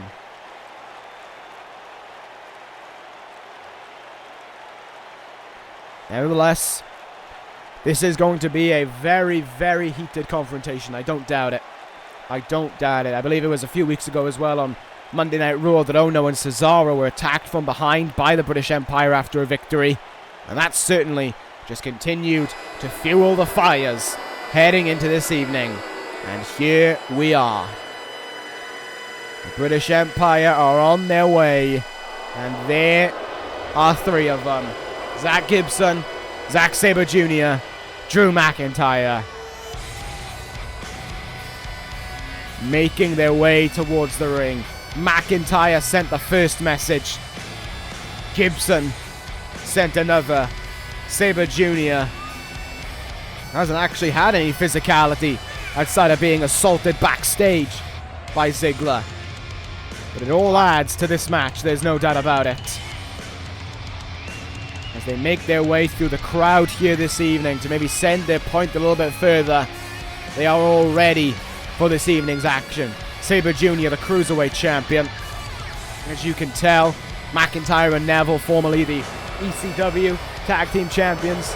Now, all that matters to them the most is heading out of here with a victory over these four men. What are we going to do if the British Empire win, though? That is a key question to ask, I think, at this point. What happens if these guys win? Then what do we do? Then what happens on ECW if the Empire wins? I don't know. I think the honest reality to that answer is I don't know. I just don't. But I think we are gonna find out. Maybe. By the end of this evening. I want the other four to win. I really do. I want the Empire shut up. But there is also that reality that they might not. They might be defeated. And last out here is the leader of this group. Is the leader of this very faction. It is Neville. He heads towards the ring by himself. And to a reaction that is typical for Neville. He knows plenty about he knows plenty about group warfare. He knows plenty about being on one side opposing the other. He knows so much about this. And there's no doubt about it in my eyes that Neville will absolutely want to win. And if anything, he'll want a result similar to what we saw earlier this evening. He'll want a result similar to that clean sweep that Magnum Opus had on them. I don't see this being a clean sweep either way. I have to say this. Someone's going to get eliminated. Someone will be eliminated. I just don't know who. I just don't know if it's going to be Ohno, Rhodes, McIntyre, Gibson. I don't know. What I know is that this won't end in a clean sweep either side. Someone on both teams is going to get eliminated. And it's about time we find out who. Ziggler will start this one off against Zack Gibson. And immediately the people are on the side of the show-off. Here we go this evening. This is a very, very important match at Survivor Series. Big elbow there by Ziggler to get things going. We were kind of joking a little bit during the prior Survivor Series match about the stagehands, really. Mostly just about the stagehands. But there won't be any joking in this one now. This is a very serious contest. Absolutely no doubt about it. Liverpool's #1 starting things off against the show-off, Dolph Ziggler. This time last year, main evented, representing the Bullet Club alongside Luke Gallows, and Carl Anderson took on the Dangerous Alliance, Bobby Fish, Roman Reigns, and Mark Henry. It was Fish versus Ziggler in the final two, and it was Fish who defeated Ziggler at that time. This time last year, Ziggler was the World Heavyweight Champion. Now here tonight, though, he is fighting for SmackDown Live. A change of character drastically for Ziggler, has to be said.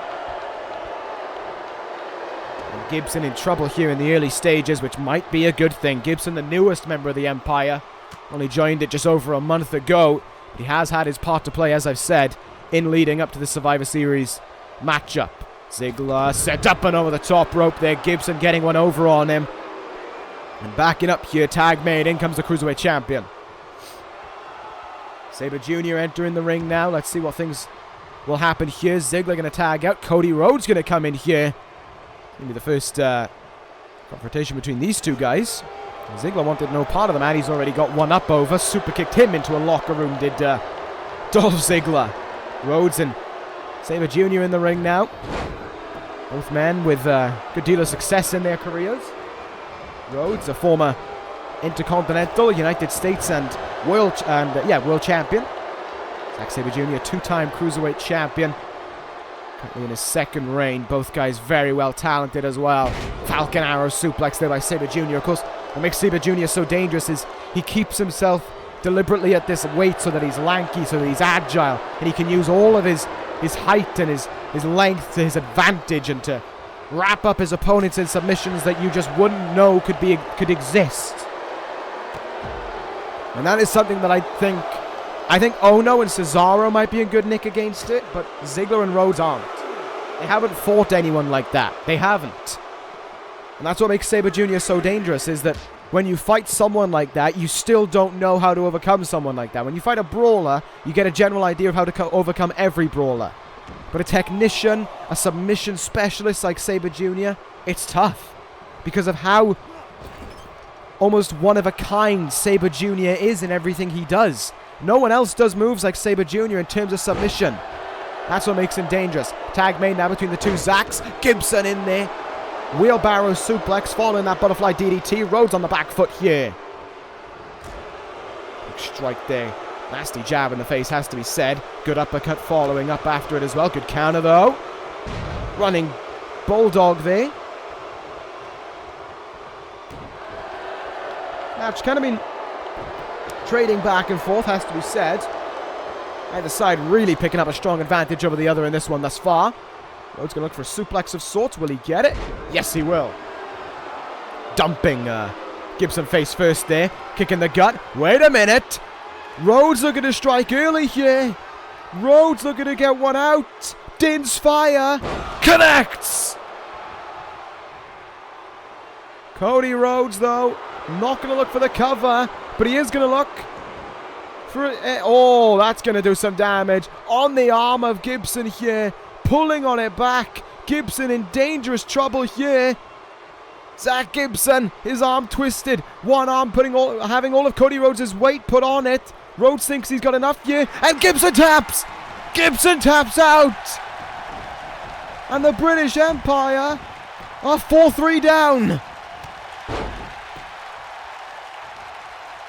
What a surprise there. And the crowd bursting out into cheer for Cody Rhodes for what he achieved there. Sabre Jr. now the one in the ring, taking on Cody Rhodes here. Neville and McIntyre haven't got themselves in this matchup yet. Choosing to stay on the outside and letting ZSJ go to work right now. Spinning kick into the gut. Let's see what Sabre Jr. will do here, though. Look at the strength to get him up in that fireman's carry. Oh, wow. Stunning him down on that bottom rope there. Or that top rope, rather, my apologies. I thought Neville was going to attack him. They decided against it. Instead, going to the other apron there. Neville, oh my goodness, he does strike. Does come down with that moonsault, but I think he only grazed Cody on the way down. Neville now caught up in the middle of this all. Continuing on here. Rhodes and ZSJ both back in the ring, however. Sabre Jr. able to counter his way out of it. Nice quick kick there. Hurricanrana right after it as well. Zack Sabre Jr. could be in good nick here. Oh, he unable to stop Rhodes right there. And Rhodes leaps and the tag is made. In comes Kassius Ohno now. Big boot by Ohno. Sabre Jr. goes down. A bicycle kick there from Ohno. Chop in the chest. Sabre Jr. now the one looking for the tag out.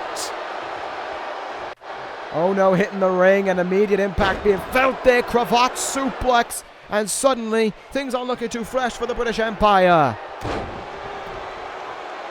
Elbow into the chest. And Ohno has control right now. And not only that, he could have the British Empire 4-2 down. Will it happen here? Oh no, went for the discus big boot. But Sabre Jr. evaded, but he cannot maintain control. Suplex by Ohno. You saw there Neville and McIntyre clamoring for the tag out there. I think that this was not a part of Neville's game plan at all, has to be said. He's on the outside and he's a bit fidgety. Cesaro, the only man in this match who hasn't entered for the American Showoffs side, or for the Raw and SmackDown side rather, should I say. McIntyre and Neville, neither have entered the match, but when they do, it's certainly going to get dangerous. Kick down there by Sabre Jr. Drop kick right in the side of the head. If I was Zack Sabre Jr. right now, I would tag out. He's not going to tag out, though. He's going to go for orienteering with Napalm Death. He's going to lock it in here, and he has done. Oh, no, to try and level things up. Ohno too fresh in the match though for this to work, no doubt about it, and that is why Sabre Jr. cannot get the tap out. Look at the work Sabre Jr. there has done on the leg now. Drop kicked it more than once. It's going to have its damage. That might come into play at a later date, no doubt about it. Off the ropes though, into the turnbuckle goes Sabre Jr. He's looking pretty good right now. Has to be said, things have turned around for him, but how much has fatigue had a part to play in how he's performing in this match right now? Surely he is feeling worse for wear. He needs to make that tag out, but Ohno is denying it, and every part that Ohno spends denying it, Zack Sabre Jr. gets more and more tired. He gets more and more fatigued, and that plays more and more into his side. Powerbomb incoming. Incoming, no, Sabre Jr. counters it. Sunset flip. Will this even up the scoring field? Cover made. No.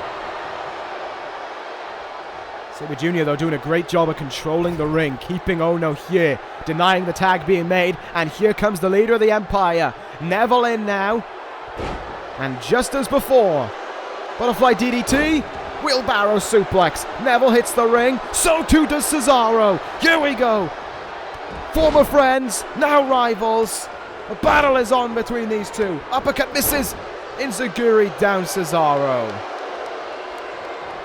Important thing to remember though. Cesaro fired up and ready to go, and his side still with the man advantage. Gibson tapping out to Rhodes earlier has proved pivotal. The Empire on the back foot right now. McIntyre though is the only man in this match who hasn't entered it. Oh, look at that there by Neville, sending Cesaro into Cody Rhodes, and that gave him a little bit of advantage to work with. Suplex now, pound for pound, one of the toughest guys in this universe. Both of these guys are, to be fair. No doubt about it, what they are able to do with their natural strength is just incredible. Drop kick there though by Neville, a sliding drop kick at that as well. From face lock. Single underhook suplex for Neville. And you've got to think, what is the fresh Drew McIntyre going to be able to do once he gets in this one? What can McIntyre add to this one when he's 100% to taking on someone like, say, Ohno? Oh, Ziggler's going to come back in this one, though. Here we go. Ziggler back in it. And look at that hip toss. From Neville right away. Reverse Hurricanrana. Oh, that has left a three-time world champ in awful dismay. Ziggler's in huge trouble. Rings of Saturn applied. Rings of Saturn are locked in on Ziggler in the middle of the ring. Ziggler taps out. And the scoreline is level. Rhodes coming in right after it. 3-on-3 now. Rhodes rolling up. Neville. No, Neville in the ropes. Not too sure what part of him was in the ropes, but there was a part. 3-3 now, though. And Neville going to look to make it 3-2 for the Empire. Oh, Cesaro in to make the save. SmackDown, a man down right now, no doubt about it. Roll up made again by Neville. And again, Cesaro comes to the save. First bit of involvement with McIntyre in this match, though.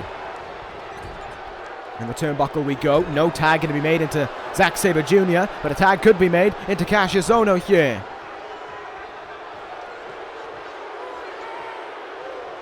Rhodes might have something in mind here to try and juke him out, maybe. I think I know what he might be looking for. Indeed he was, and it didn't pan out the way he wanted it to, though.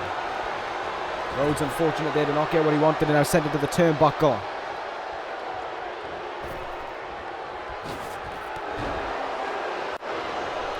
Zack Sabre Jr. now back in off the tag here. Chance for the British Empire to try and capitalise.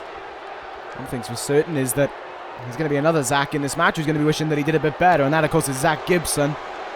Gave it an attempt, but in the end, it kind of fell flat on its face. Gibson without an elimination. First man out in this. Ziggler joined him, of course, as well. Neville getting the tap out for that one. Cesaro now going to be added back into this matchup here. Double elbows going to strike. British Empire will be hoping to take an advantage here through Sabre Jr. Oh no! Well, Sabre Jr.'s in big trouble. That's for certain. Sharpshooter applied. Sharpshooter. Will this be it for Sabre Jr.? He's a submission specialist, and he's going to need all of that right now to escape the sharpshooter from Cesaro. The Cruiserweight champ is in grave danger, and he's tapping out. And the British Empire are behind again. 3-2 to Raw and SmackDown. And the Empire's in trouble. McIntyre finally hitting the ring for the first time in this one. This is vital. The McIntyre gets going here now. Neville trying to will McIntyre on, but that is a huge loss for them there. Sabre Jr. eliminated. Gibson went with him. And look at this now in the moment. Walking over to the turnbuckle there. I think they're talking game plan. This definitely wasn't in the game plan. The British Empire behind for the second time this match, and now they have to go for the long run. Now what do they do? What does McIntyre and Neville do in this matchup now? They are 3-on-2, and McIntyre going after Ohno of all the people. Why? Suplexing him down there, but for what reason? He's not the legal man. I think he's trying to fire up Cesaro maybe. Well, you know, good luck with that, because it's kind of just proven that was a bit of a mistake for you to have decided to do that. Oh no, now on the leg goes Cesaro. Yep. Well, your plan worked in regards of getting Cesaro fired up, but it failed in the regards of Cesaro is now beating up Drew McIntyre here.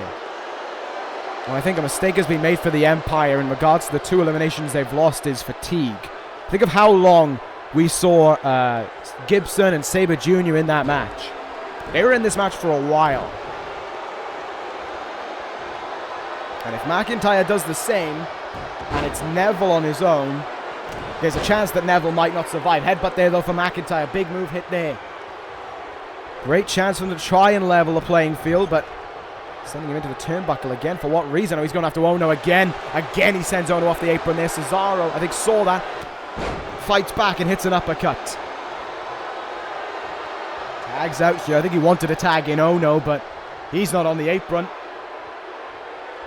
So instead, the American Nightmare tag back in now. Cody Rhodes doing work as the sole representative of SmackDown Live. Look at this now. Stomping away on the palm of the hand there. Cesaro already wants back in this thing. Let's see if he'll get what he wants here. In the turnbuckle goes McIntyre. Oh, big boot from McIntyre as well. And a big shoulder tackle.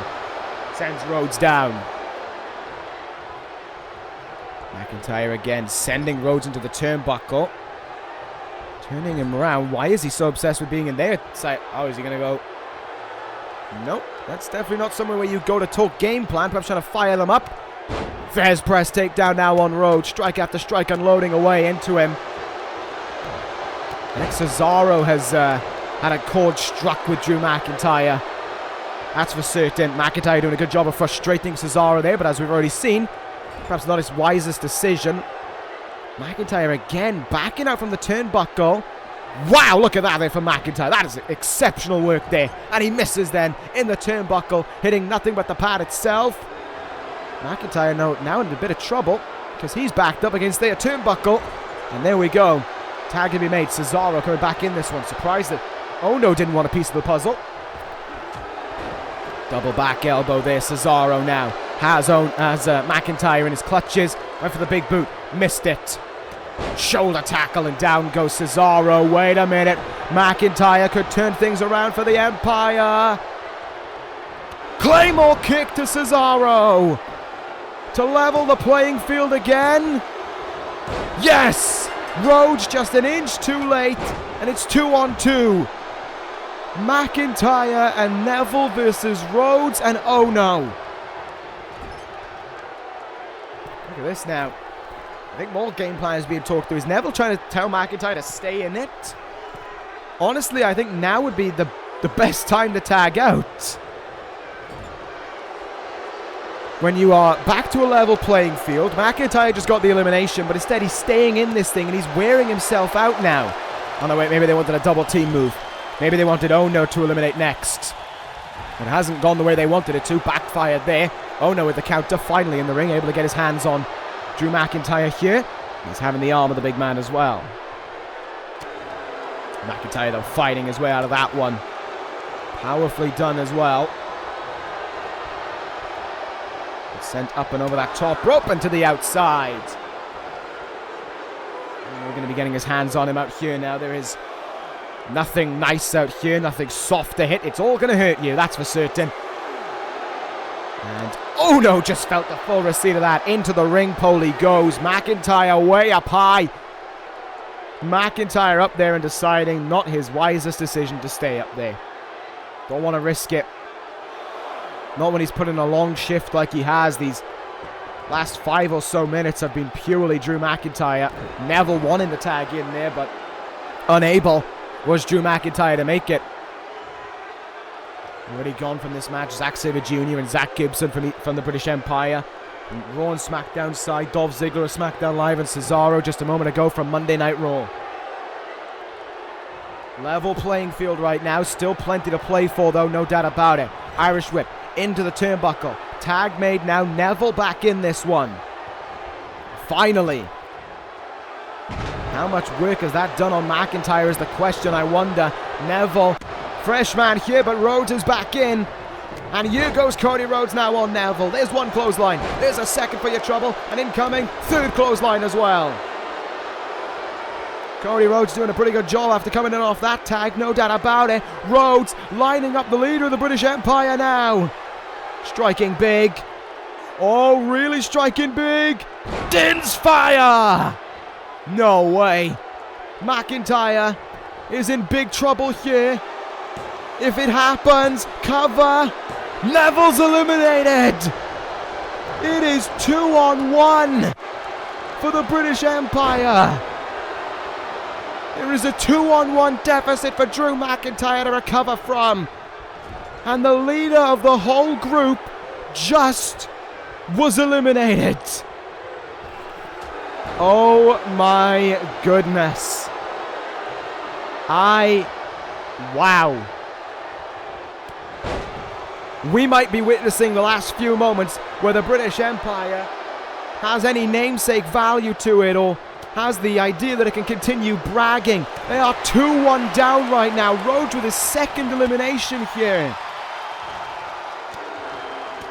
Great work from Cody Rhodes in this one, no doubt about it, but McIntyre has to fight this whole thing on his own. He has got to be exhausted by now as well. Oh, maybe not. Right back up to his feet there. How do you do something like that? I don't know. But McIntyre is ready to level the playing field.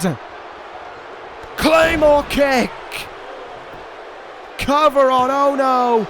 There's two, and at the last moment, Rhodes made the save. Oh, McIntyre probably wishing that he wasn't there. And now trying to take his anger out on him. And that has failed. Rhodes with a forearm right in his face. And a dazed, hurt, and fatigued McIntyre unable to take control of Ohno. Unable to capitalize and to put him away either. That's going to eat away at him. Headbutt for McIntyre. Maybe not. Maybe this could be enough. There's the can again. There's another save from Cody Rhodes. Oh, but McIntyre this time he read the game. And there was no counter that Cody had up his sleeve. The cover, and it won't put away Ohno though. And McIntyre's got to capitalize quickly. He has a grand chance to work with, and he is. Future Shock DDT. 1, 2. Oh my God. You couldn't have asked for more of a polar opposite from the first match of the evening. 1-on-1, McIntyre versus Rhodes. Both men with 2 eliminations to their name. Both fighting for the right to be the sole survivor in this contest. Whose glory will be sung? Which hero will be made? They are fatigued, they are hurt. In Rhodes' case, they are bleeding.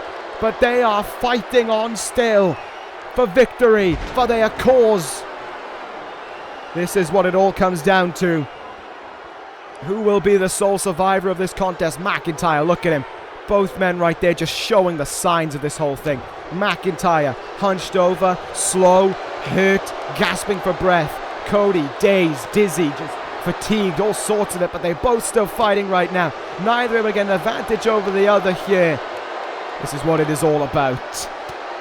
This sense of never giving in for your cause, this sense of always fighting for it. They are absolutely standing by those omissions right now. McIntyre doing everything in his power for the Empire. Headbutt gets counters by Rhodes. What a counter it was! And Cody Rhodes could be having heroes' tales written about him. Din's fire connects. Rhodes has him right where he wants him, but he's going to seal the deal and put the lock on the British Empire and send them out of business. No, McIntyre reverses it. McIntyre reverses Crossroads. I can't believe it. I cannot believe he found that counter up his sleeve. McIntyre now, with everything that has gone on for him in this match, he must have been in this match for the longest out of everyone. Belly to belly. No way. No freaking way. McIntyre in the turnbuckle. Claymore kick. 1, 2. Drew McIntyre wins. The British Empire wins. And the heroes' tales will be written about Drew McIntyre, the sole survivor. 3 eliminations for the British Empire and a victory for them. The Empire stands tall on this evening, and they have one man to thank. His name is Drew McIntyre. He stood tall through it all, and he is the sole survivor. McIntyre wins. The British Empire wins. I cannot believe it. Say what you will about the Empire, but McIntyre just became a hero to the cause. Outstanding.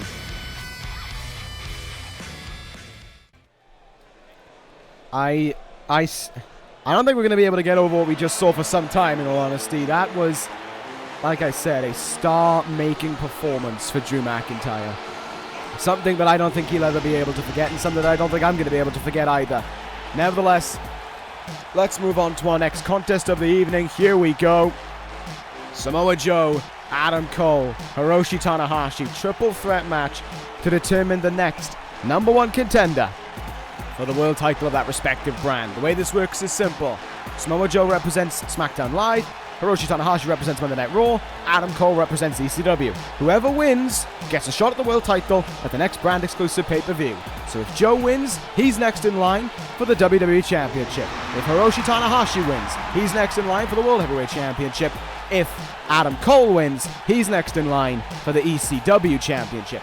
Works as simple as that. That's it. The winner gets to win, and the loser gets nothing, and the guy who isn't pinned also gets nothing, or submitted, also gets nothing. Nevertheless, here we go. Definitely going to be a tough contest for all 3 men involved. These were chosen by you, of course, in the voting. Samoa Joe had the closest. I believe he only won by about 3 votes. This guy won by about 7. I'm actually surprised anyone else voted. People voted for anyone other than Tanahashi, to be honest. But that's the way things went, apparently. Tanahashi, undefeated since joining Monday Night Raw in late August. Some mere 3 months ago, has not lost. And if the Ace has any plans of it, he has no plans of losing here tonight either. Tanahashi ready and raring to go in action here. Like I said, his opponents are tough. Don't think that they aren't, because they absolutely are. Samoa Joe and Adam Cole are incredibly tough. There's absolutely no doubt about that. They are very resilient, powerful, and in the case of Samoa Joe, just a tank. Just a tank, a unit, whatever else you want to call him. Throw something at him, he won't care. He honestly will not care. And I think that's going to be a huge difference maker for Tanahashi to have to work with. Tanahashi has overcome people like that, and matter of fact, he's pretty much overcome every kind of wrestler ever. So it's not really a huge issue for Tanahashi if things don't work out the way he wants it to. But Sorry, it's not a huge issue for Tanahashi in that regard, but it might not work out the way that he wants it to. That's what I was looking to say. Because he may find himself falling susceptible to either Samoa Joe or the man who Houston is about to unite around through about 3 or 4 simple words. Yeah, take it. You know what to do. Yes, they're on his side. There you go. Adam Cole ready and raring to go in this one. Ready to represent ECW. It was a huge return for Adam Cole in the first week of this universe. Returning to ECW after some 5 months absent. And what a return it was for him. Last time we saw him, he had to leave Monday Night Raw after losing a match to Marty Scurll. Now here tonight at Survivor Series, Marty Scurll isn't here. Adam Cole has a chance to be next in line for the ECW Championship. What a contest that would be at the next pay-per-view. Adam Cole versus Seth Rollins. That would be incredible. To be fair, so too would Hiroshi Tanahashi versus Sting. And if you want a horse match, Brock Lesnar versus Samoa Joe. Wow. Oh, wait, he's going to do it again, isn't he? Yep. Yep, they're definitely on his side. Try to tell me otherwise that they aren't on his side. You won't. Adam Cole ready to go, though, in this one, and so am I. It's been a long evening of Survivor Series action so far, but it has not come to an end just yet. Still plenty more to go on this evening. Still plenty more for every side to fight for as well. Coming up after this is the 2 big matches. The World Champion versus the WWE Champion. And then, of course, the greatest of all time versus the Rainmaker. Ganging up on Adam Cole at the start. It seems interesting. Of course, in a way, I want Cole to win for brand supremacy and all that, but at the same time, it's going to be a disappointing reality for Adam Cole if he does win, because he's going to have to come out of Survivor Series feeling all great about himself, thinking that he can take on Seth Rollins, takes on Seth Rollins, loses because it's Seth Rollins. That's just how things go. We've learned that now. It's almost written in stone that is the case. You take on Seth Rollins, you lose to Seth Rollins. It's simple as that. Sky is blue, grass is green, water's wet, Seth Rollins retains his title. That always happens. It just does. And of course, later on tonight is not about defending the title for Rollins. The ECW title is not up for grabs in it. It is just the 2 best in this universe, best in the world, squaring off against each other to find out who the true best is. Cannot wait for it. You got to believe both men are warming up now, ready and raring to go for it, and we are all ready and raring for it as well. There's no doubt about it. As for right now, though, our focus remains on this matchup. Samoa Joe and Adam Cole squaring off in the ring here. Let's see how that one's going to go between these 2 men. Joe had a fair degree of control there. Adam Cole stopping him. Tanahashi coming back into the ring. Going to be difficult for either side to try and keep the other down. You know, these guys all so resilient. These guys are just... I think the best way of describing it, they are very representative of their own brands. Tanahashi on Monday Night Raw, that will to urge yourself on, that ideology of wanting to represent the brand. SmackDown Live with Samoa Joe, just the horse fest. Muscles everywhere. 6-packs bulging at every corner. That actually sounds like I'm describing something else, but still, you get my point. Adam Cole, ECW, this idea of you don't have to be a hoss to be the best. It's all about your wrestling ability. They all represent a side. And we are going to see in this one which side, I guess, is the greatest. Counter there by Adam Cole to Tanahashi. Tanahashi now in trouble. Exploder suplex. And the Ace taking for quite a ride. Joe in control right now, though. Here we go. Samoan drop. Nailed it on Adam Cole. Cover made by Joe on Cole. Will it grant him Brock Lesnar? It will not.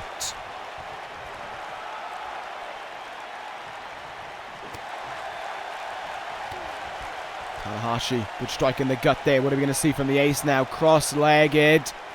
Suplex driver there. Nice move by Tanahashi. He thinks it's enough. Oh, Samoa Joe telling him, no, it's not. It's really not.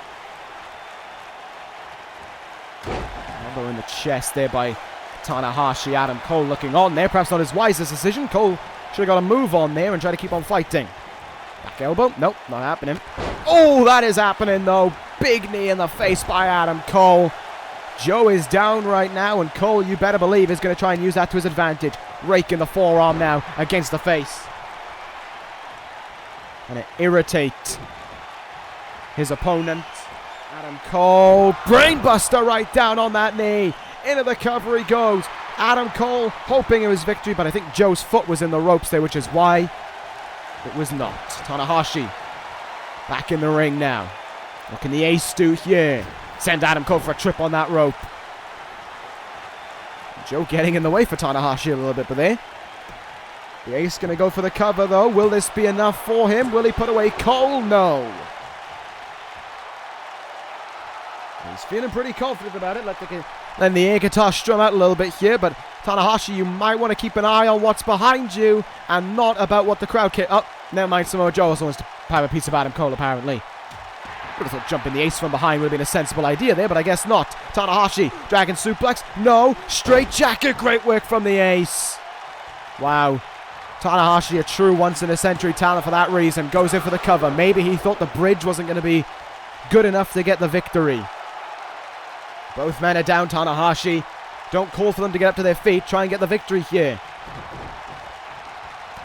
Spinning kick in the gut. Is Tanahashi going to look for that suplex driver again? I think he is. Indeed he will, and he'll strike with it as well. Joe down, but look at Adam Cole in the turnbuckle. As if to say, yeah, go on, I'll just watch on right now. I don't really mind. Do as you wish. Adam Cole now has a great opportunity. Tanahashi's in the turnbuckle. Let's see what's going to happen here. Super kick in the leg. Tanahashi's leg gives out underneath him. Adam Cole. Panama Sunrise. Covers Tanahashi. 1, 2. No. The ace is out at 2. Wow. Wow, Tanahashi just surviving. Joe throws Adam Cole over the top rope. Tanahashi still down in the ring. Joe can use this to his advantage. Covering him again. Does he think Tanahashi isn't going to kick out? That's not the wisest decision there by Joe, but it is wise now because Tanahashi is back in this. How? Two men slugging it out in the ring right now. Cole slow to recover on the outside. No doubt about it. Back up to his feet slowly but surely. But Joe and Cole returning their attention back to one another right now. The fight continuing on. Fujiwara armbar here now applied. Tanahashi right up to his feet and able to make the save there. I think both men swung at each other and both men missed. Drop kick and the knee gives out there from underneath Samoa Joe. Tanahashi could have been his opening for the high flyer flow. Decided against it. Cover made here. Kick out at 1.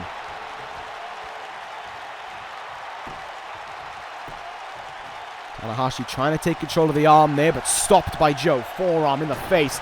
Drilled in with it, and Samoa Joe is in now. The trifecta shall emerge. There's the German, and there's Adam Cole coming in. A drop kick Samoa Joe in the face, and to pay for it as well. Shinbreaker. Dragon screw. Great bit of work by Tanahashi. Will it enable victory for him? Absolutely not. Joe in with the save. And a reverse suplex as well for Tanahashi to take on board. That's going to do some damage. Samoa Joe, much the same as earlier, going to try for another cover, though. He really thinks he's got it here. I highly doubt it. And I was right.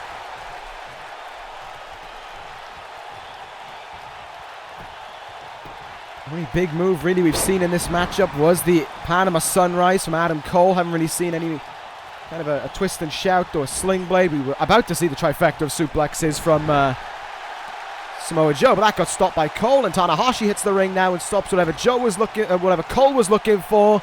German suplex to Joe, and out he goes. Tanahashi now with one hell of an opening to work with. Turns him over. Into the cover we go. Tanahashi, will this do things? It will not. Kick out. And Joe is getting himself up to his feet as well in time to make the save. Standing on the apron now is Samoa Joe. Perhaps a smart decision. Tanahashi in. Twist and shout from the ace. Samoa Joe ducks the punch there. Great thinking by Joe. If he's quick enough to take care of Tanahashi, which he wasn't. I was going to say if he was quick enough to take care of Tanahashi, he could have covered Cole there and had it done for. Single leg Boston Crab being applied. Joe definitely not going to tap out. Tanahashi rolls out of the ring. Samoa Joe, though, might look for the pinfall on Adam Cole now. I think it's been too long, however. And indeed, that does ring true. Kick in the back. What a counter from Cole. Right, just shrugged it off, really. Sending Joe to the turnbuckle. Are we going to be seeing a second Panama Sunrise in this one? We most certainly are. Kicking the leg. Tanahashi takes out Joe and prevents the Panama Sunrise, but gets a neck breaker from behind for his trouble. Adam Cole in control of this one right now. Both men are down, and it's Adam Cole, baby, who could be on his way to his match with Seth Rollins. Cover made. There's two, and a kick out. This Adam Cole is just completely wanting to maintain control right now. Gonna have to do more than just a few stomps and rubbing things into their faces though to take care of it. He has to keep these guys down and out. On the apron now is Tanahashi, but Joe actually just moved away from Adam Cole and he's like, I'll have Tanahashi. Super kick from Cole though. Oh, well, there's a Adam Cole, baby, again silenced by Tanahashi. He's not too interested in it. Hammerlock applied. Adam Cole, though, elbows his way out of that one. Forearm in the face now. Tanahashi could be in trouble. The key phrase there was could be, and the key reality is he isn't. Back in the ring we go now. Tanahashi there. Brutal kick in the back. Let's see if he's in good stead, though, for this victory here. Samoa Joe returns to the ring. Uranagi slam by Joe. Uh-oh. Tana looks in trouble. Up and over the top rope. The once-in-a-century talent could be done for. Oh my goodness. Belly to belly in the ring, and Tanahashi decides his best protocol is to get out of the ring. Cover on Cole. Will this be enough? No. Up to their feet they go. Adam Cole, though, able to reverse. Counter by Joe. Forearms him in the face. Samoa Joe has him by himself. Samoa Joe could be in. Kikina clutch. Kikina clutch. Kikina clutch applied. Will Cole tap out? No. Tanahashi was there to make the rescue. And what a drop kick from Tana as well. Taking the leg out from Joe, but he has seen and has kicked into throughout this contest. Almost at a stalemate. Tanahashi perhaps thinking through his next plan, thinking through what he can do next to finish off this match here. Maybe that's the case, I don't really know. What I do know is that Tanahashi is still striding on here, trying to be victorious. Counter from Joe, though. Tanahashi with a counter of his own, however. Good opening for the ace if ever I've seen one. Super. Oh, twist and shout from Tanahashi. Cole bringing himself up to his feet. And Tanahashi goes right after him now. Oh, what a lariat. Look at this now. Ruthlessness from Tanahashi. Stomping away at Adam Cole. Ruthless stomps from Tana. Will the ace win with this? There's the count. And he does. What? Tanahashi must have stomped a goddamn hole into the chest of Adam Cole.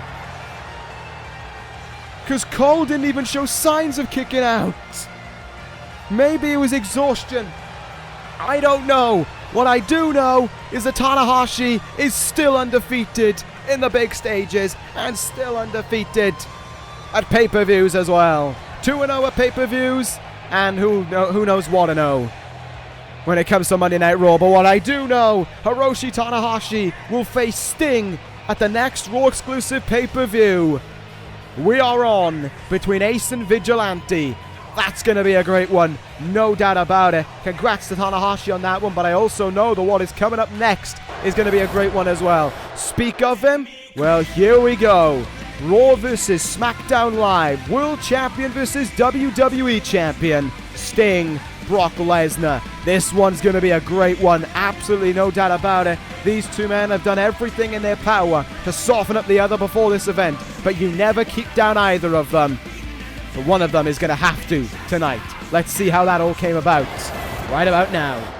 Lesnar has Joe up. F5 incoming. But Sting! Scorpion Death Drop! And the Beast goes down! Out of the shadows came the world champion, and 2 Scorpion Death Drops later, the Beast was down. Oh, sweet Jesus! Brock Lesnar is here! F5! Beast and Vigilante at Survivor Series. Mark it 1-1 between the pairing here tonight. Oh my god, no. No, we're backstage. No, it's Lesnar. It's Lesnar and Sting. Lesnar and Sting. Sting has been finished. Brock Lesnar is on Monday Night Raw still. He hadn't left. Oh my goodness. Oh my god. It's Sting. It's Sting. Scorpion Death Drop, and the Beast goes down. Beast and Vigilante at Survivor Series.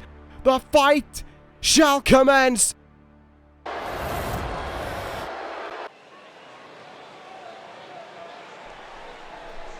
So here we go. This one is about to commence. This one means a lot to SmackDown Live and Raw, no doubt. But I along with everyone else pretty much, just want to watch 2 people beat each other up a lot. I want to watch that. I like that. Let's do it. Here we go. Lesnar versus Sting. Yes. Yes, please. They have done everything to try and get under each other's... Although, to be honest, Brock Lesnar probably cares more about representing Brock Lesnar. If I'm being truthfully honest with you all. But, you know, that's fine. Let Lesnar do what he wants to do.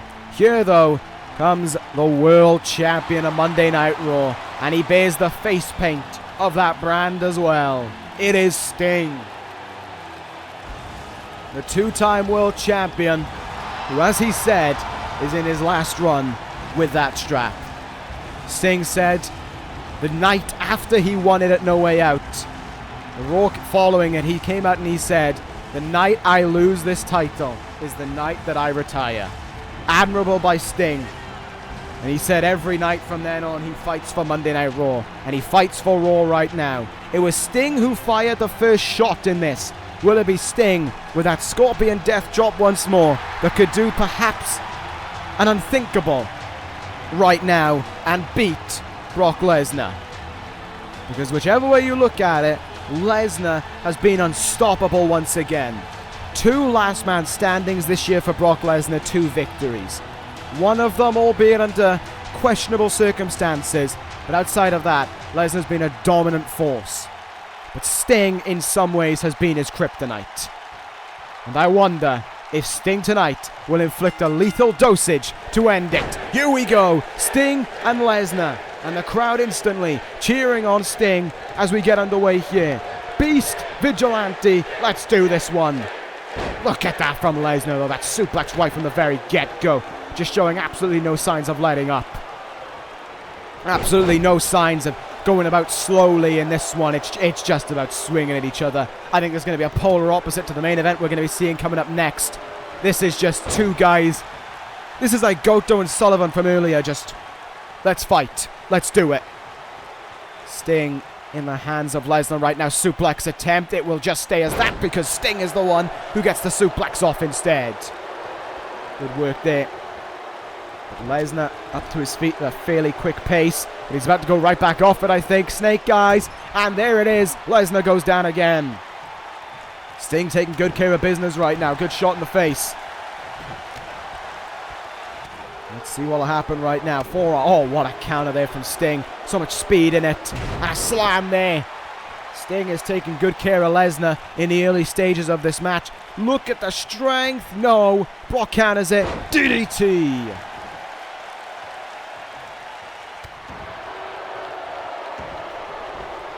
Now it becomes a question of how the Beast will try and victimize Sting.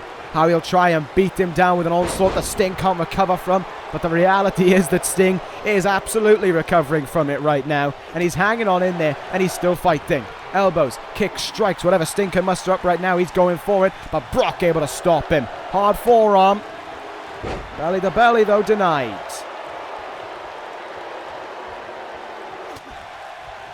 Sting doing a good job right now of just staying in a comfort zone and not wanting to try too much too soon. First cover of the match, I believe that is, made by Sting, and surprise, surprise, it only gets a 1 count. Side headlock applied now. Sting done enough here to weigh down the beast in the way that he wants to. Quick strike there to Lesnar, and Sting trying to keep that hold in, but Brock was fighting his way out of it. You knew it. Come on now. An NCAA Division I champion like Lesnar is absolutely not going to be someone who you can keep down on the ground in a wrestling hold for a long period of time. Not when he has a sizable weight advantage over you either, and not when his name is Brock Lesnar. Good counter from Sting there, though, still going. Kick in the gut. No way. Look at the strength from Sting here if he can connect with this one. Power bomb from Sting. Incredible piece of work there from the Stinger, but Lesnar, he doesn't care. Strikes him in the face, and here we go. For the first time, a German suplex arises, but for the first time as well, it's a trip to Suplex City. And all three of them shall connect. Lesnar has Sting right now, looking to strike with the F5. Is Sting done for? No! Sting counters out of it, and they butt heads as well.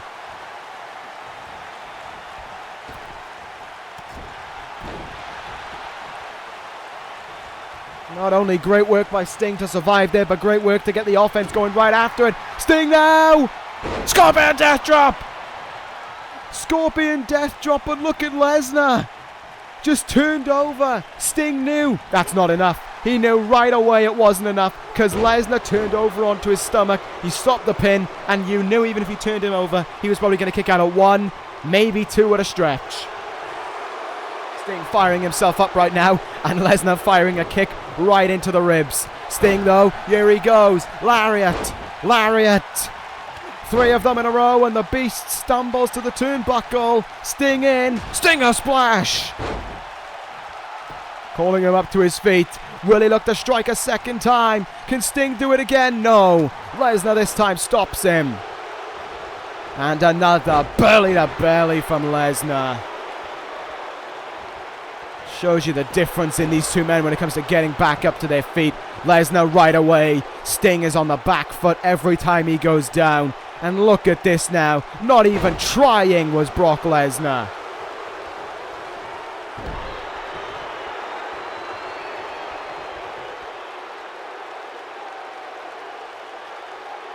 An advantage for Sting might be that being in this hold means that he has time to recover, to recuperate. He has time to catch his own breath before Lesnar, well, he just knocks it out of him, really. Because we're going again to Suplex City. Sting almost a puppet in the hands of Lesnar, doing whatever the Beast entails. The WWE Champion striking, and this could do it. A Scorpion Death. No, he stops it again. Sting stops it again. Wow. A second F5 is denied from Sting. That could be huge for him. No doubt. Sting now lifting Brock up to his feet. Yeah, looking for the tombstone. Looking for the tombstone. He got him. Tombstone to Brock. And Sting thinks he can tap out the Beast. Scorpion Deathlock applied on Lesnar. And it actually took longer for him to lock it in than Lesnar stayed in the hold. Incredible from the Beast there. Snap suplex now floats over. Cover on Sting. Will this put him away? Sting says absolutely not and kicks out at the count of 1. Uh-oh. Yeah, it might be a good idea to try and cover up to your best ability. Here come, oh God, elbows into the skull of the Stinger. It's a good thing he's wearing red. We might not be able to see any blood that spills out. Double axe handle as well. Things are not looking good right now for Sting. And Brock is just completely tormenting and owning this match.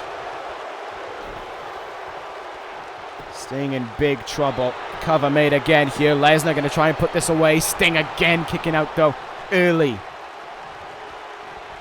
Perhaps too early. All things considered. Oh, there is blood. There is blood. Look at the chest of Sting. Whenever you can.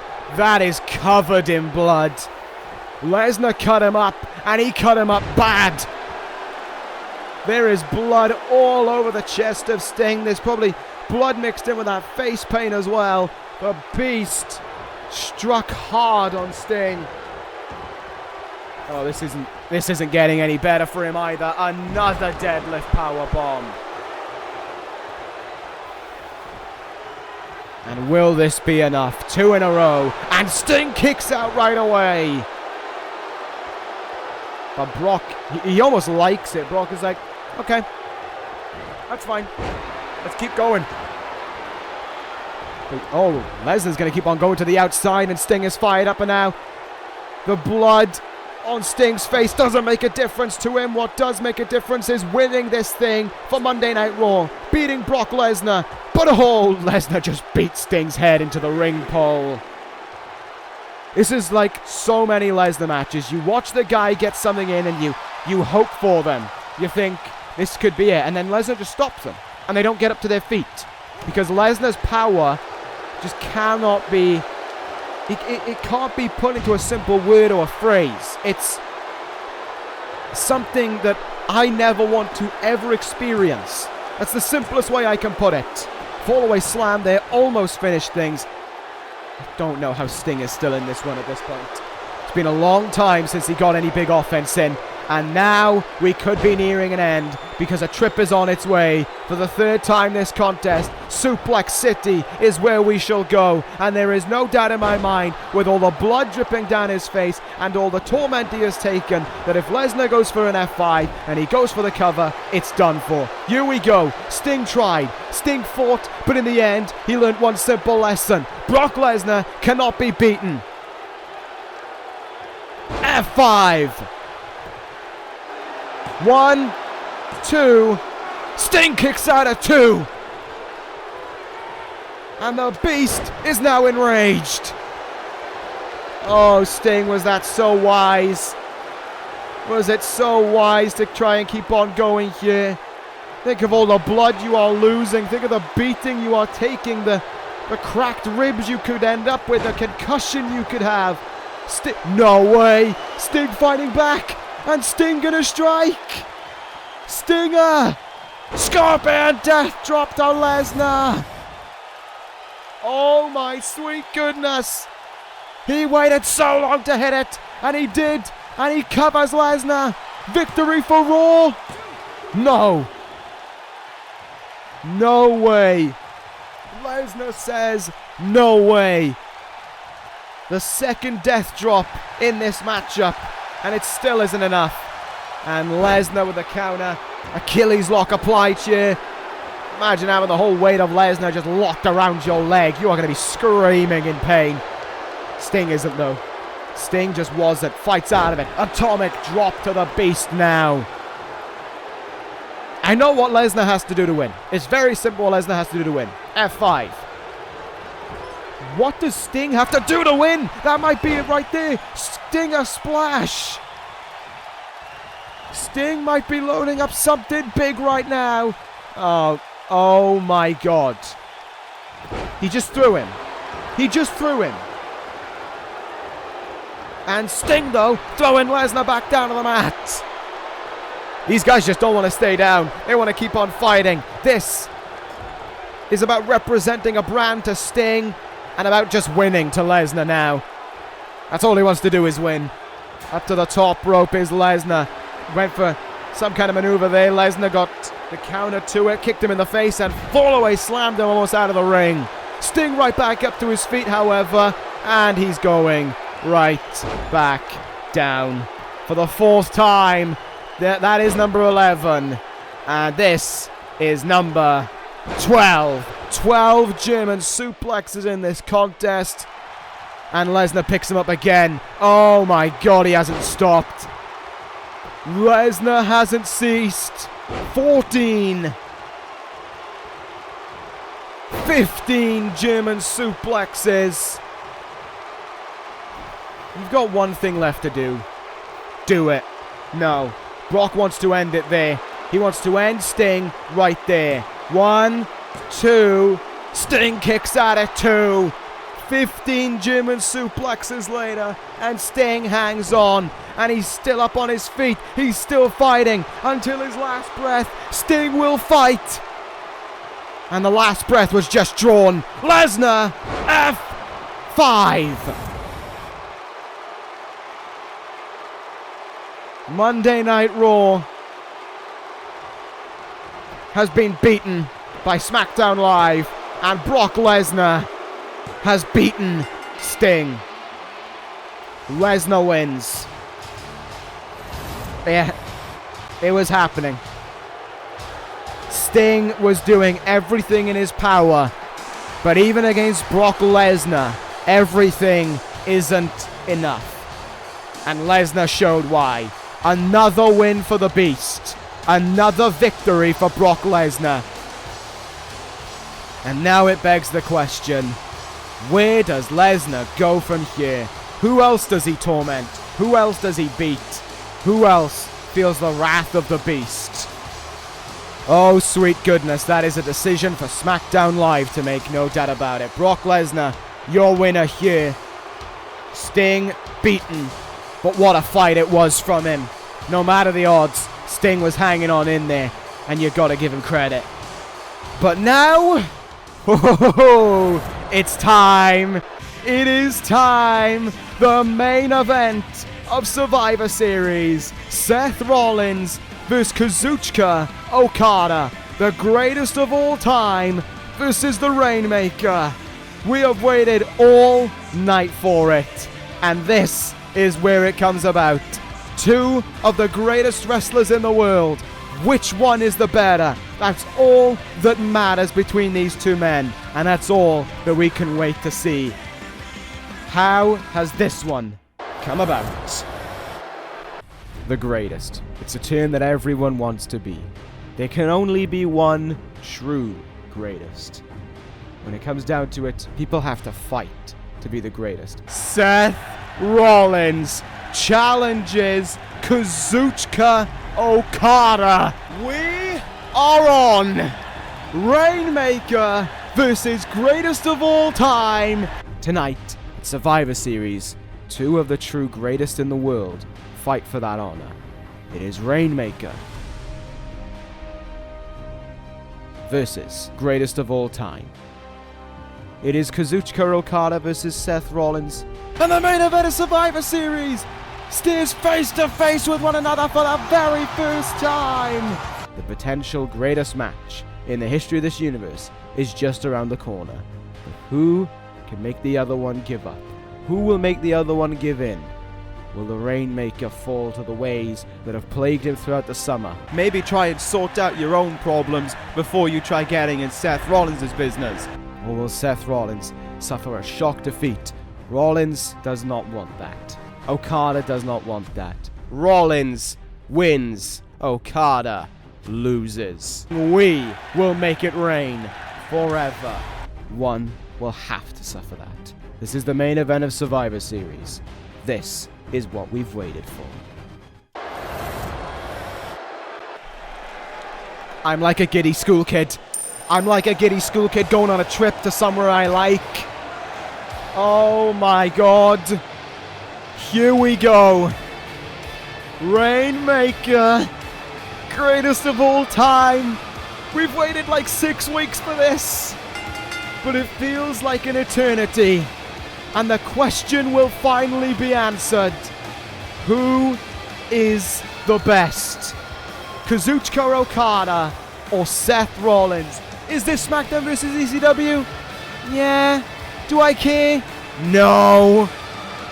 All I want to see is one of the greatest matches we ever will lay eyes on between Kazuchika Okada and Seth Rollins. And if I know these guys, yes, that is happening. Yes, we're going to love this match.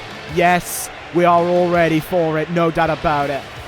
They have not thrown a fist at each other, but they have thrown many words. They have received many actions. And now it is time for many, many minutes of fighting. This isn't going to be done in 5 minutes. This isn't going to be done in 10, 20 minutes minimum. Easily.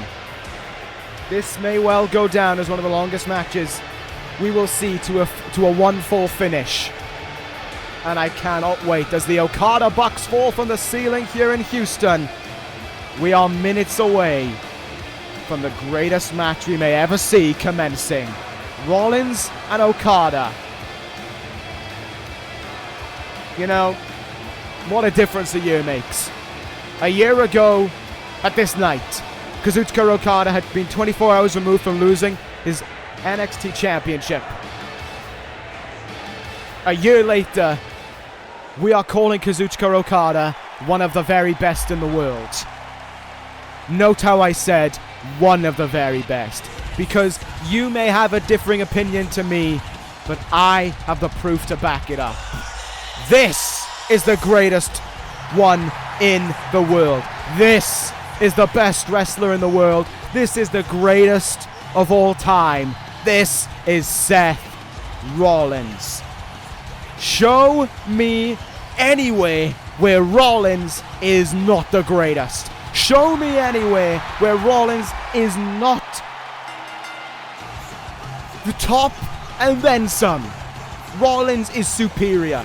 Rollins has held the ECW Championship for 15 months. No one else has even come remotely close to that anymore.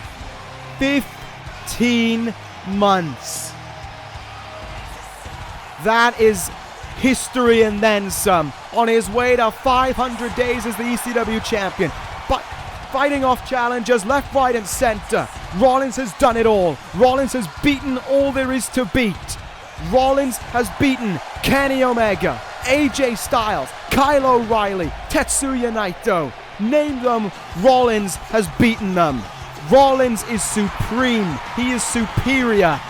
And he has shown it every single day since August 2017, when that ECW Championship went around his waist, when Diamond Dallas Page was sent packing from this universe because of that man.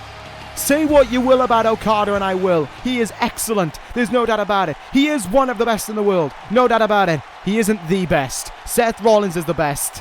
And we will see why right now. We are underway. The main event begins at Survivor Series. And here we go. Strap yourselves in, because this is one that you are not now nor ever going to forget. Counters from both on the early stages here. Rollins now has the arm of Okada. But Okada able to evade his way out of it. Knee in the gut there. Twice over from the Rainmaker, but Rollins able to escape it. Hammerlock applied here and able to wrench on it. It was twice that Rollins got the upper hand on Okada there, but Irish Whip, I think it was, just stopped there. And Rollins now forcing Okada all the way back to that turnbuckle. And getting in a cheap shot there. Whatever Rollins does in this match, I'm not going to talk ill of. I'm here to watch. I'm here to witness. I'm here to love every moment of this, really. Let's see what will happen right about now. Wrenching on the neck here is Seth Rollins on Kazuchika Okada.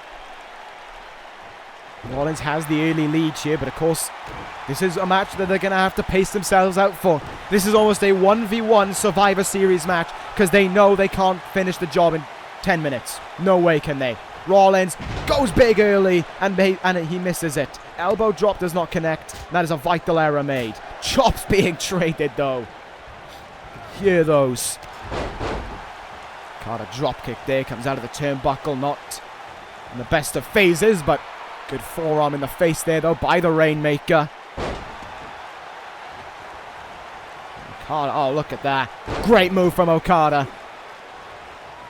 The ability to slip into that Tiger suplex the way he did is outstanding. First big move from Okada nailed in this match, no doubt about it. So here we go. We are witnessing history with every moment that passes. The other guy tries to fight to become the very best. Okada has Rollins. Suplex to him as well. Good stuff indeed from Okada so far, getting in the bigger moves now. Rollins a little bit on the back foot here. Gonna want to turn things around, no doubt about it. Forearm in the face. Rollins off the ropes. Drop kick to Okada. Nicely done.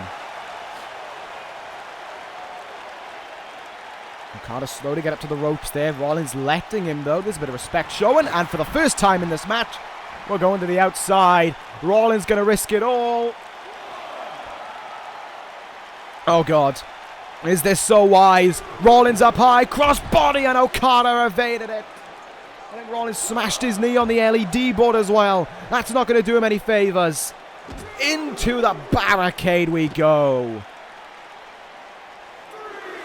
Oh, no, not on the outside. Looked for the slam, but great stop there by Rollins. Drop kick, and Okada hits the outside.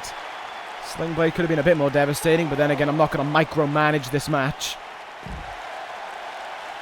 Okada with a counter of his own right now. Reverse DDT on the outside. Into the ring pole goes Seth Rollins. And Okada restarting the count there. Commendable. Definitely doesn't want this match ending in a count out. And he definitely doesn't want it ending in any means like that as he gets him back in the ring. Kicking the leg there from Rollins. You see the way the leg shook there of Rollins from the impact of it. Nasty business there for Rollins. Does not want his leg giving way like that. Okada could certainly use that to his advantage. Matter of fact, taking the leg out from underneath Rollins now. It's bad news for Rollins. Single knee. Gut busted there from that fireman's carry. Into the cover he goes. Will this be enough? Not a chance. Rollins still able to kick out at one. Chin lock applied now. Trying to slow down the pace a little bit. Try and catch his bearings. Trying to see how things are going. Measure them, essentially. Just see if he has the number over of Rollins in this one right now. That's what Okada's trying to do. And the simple answer is no. Rollins! Architect's annihilation already! Cover on Okada, who kicks out at one. That tells the whole story. You talked about heading into this match about Okada and his problems that he's had with other issues on SmackDown Live. Losing the title to Brock Lesnar. Being stabbed in the back by Shinsuke Nakamura. Losing to him as well. But it seems as if Okada has put all of those out to past. He's not thinking about them here tonight. He's just thinking about getting this victory over Seth Rollins. That's all that matters to the Rainmaker. And I will commend him for that. That is smart. He hasn't let Seth Rollins' mind games get one over on him. Okada. What's he going to do? Tombstone. Okada. Tombstone on Rollins. And the Rainmaker pose will be struck. Okada going to strike the big finishing move first. He moves in. Rainmaker.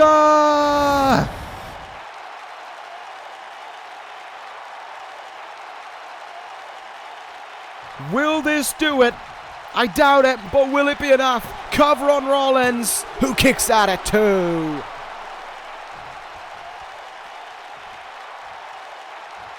Like I said, 20 minutes minimum.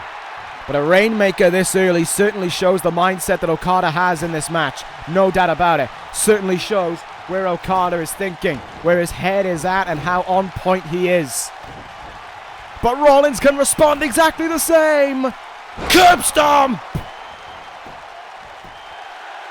1, 2. Oh, and Okada returns with a kick out of his own as well. Wow.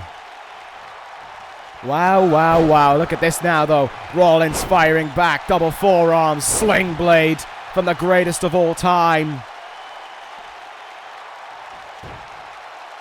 And a chin lock applied here. Look at how quickly, though, Okada just doesn't want to be in it.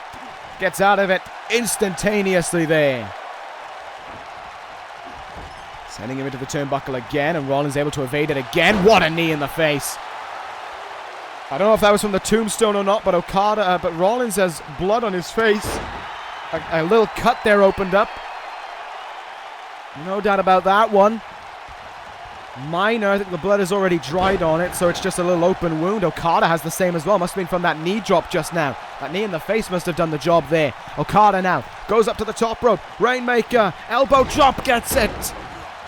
And he'll go into the cover here. Does he have enough to put away Rollins? No, Rollins just got that far shoulder up there. And for the elbow there, but he missed it. Okada counters Rollins there. Has him up against the ropes right now. Could we see something big from the Rainmaker? Maybe not. Still playing it safe, and I don't blame him or Rollins for that. Elbow drop now from Russian leg sweep. I still had the elbow drop in my mind for a second there. Rainmaker 1, curb stomp 1.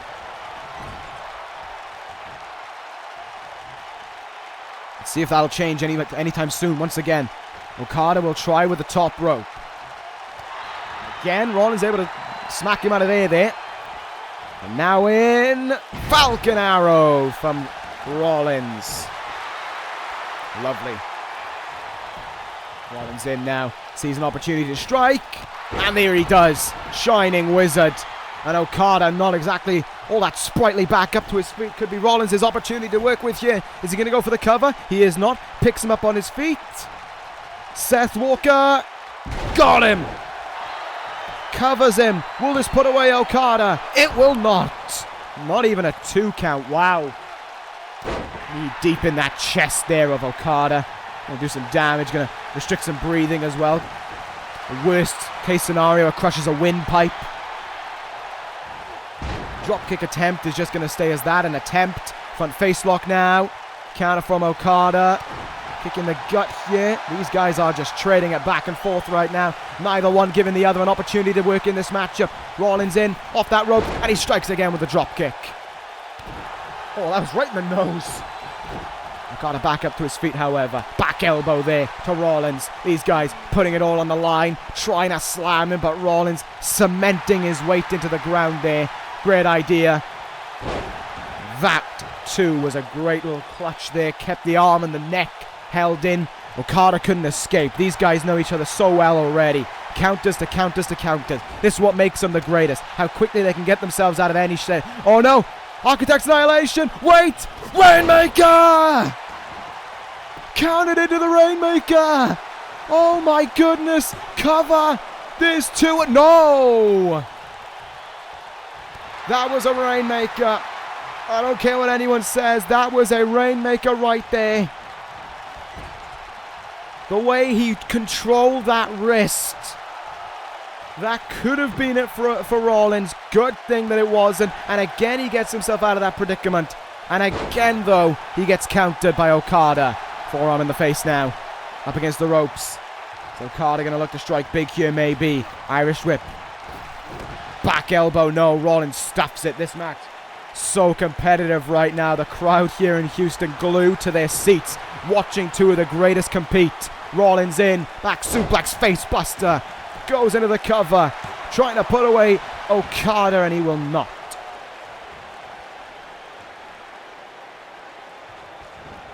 See what happens when Rollins tries again. In this turnbuckle now, counter from Okada. And up and over the top rope we go here. Okada feeling pretty confident about it as well. Second time in this match we go to the outside. And Okada might want to fly this time round. Will it pay off the way he wants it to? Rollins none the wiser. Okada flies! Wow. That was one hell of a hit from Okada there on the outside. But look at how Rollins denies it. Back in the ring we go now. Least of all Okada does anyway. Rollins calling up to his feet on the apron. That knee is going to come into play, but Okada scouted it. Okada has been studying the tapes, no doubt. He knew that knee was incoming, and he knew the counter to it as well. Back and forth now for both men. Trading. Just trading with one another. Chop for chop as well. Rollins, sling blade. And he sees a chance to go up high. Okada trying to get up to his feet quickly. Uses the ropes. Crossbody though by Rollins. But it doesn't end there for the Architect. Seth Rollins back up high. Phoenix Splash. Maybe. No. Goes for a moonsault. But oh, sweet goodness. The knees from Okada hit the gut. And Okada. No. No, no, no. No. No. Rainmaker. Oh, no, please. Rollins, please. Please kick out. 1, 2.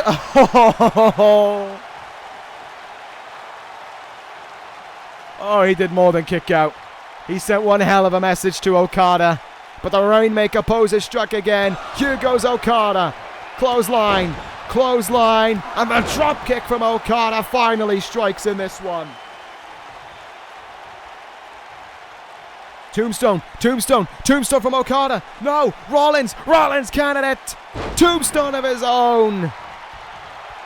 Rollins seems to have got rid of the blood on his face as well. That cut was minuscule and the blood dried up already. Rollins, elbow drop into the back of Okada. That's going to do some devastating damage to you, no doubt about it. Working on the arm, taking away. Well, he's trying to take away that Rainmaker and now trying to take away any chance of an Okada victory. Here we go. Curb stomp! Covers him. 1, 2. Ah.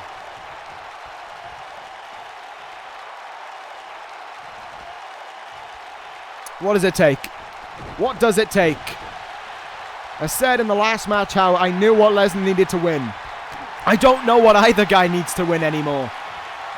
Oh, Okada might have an idea though. Tombstone again.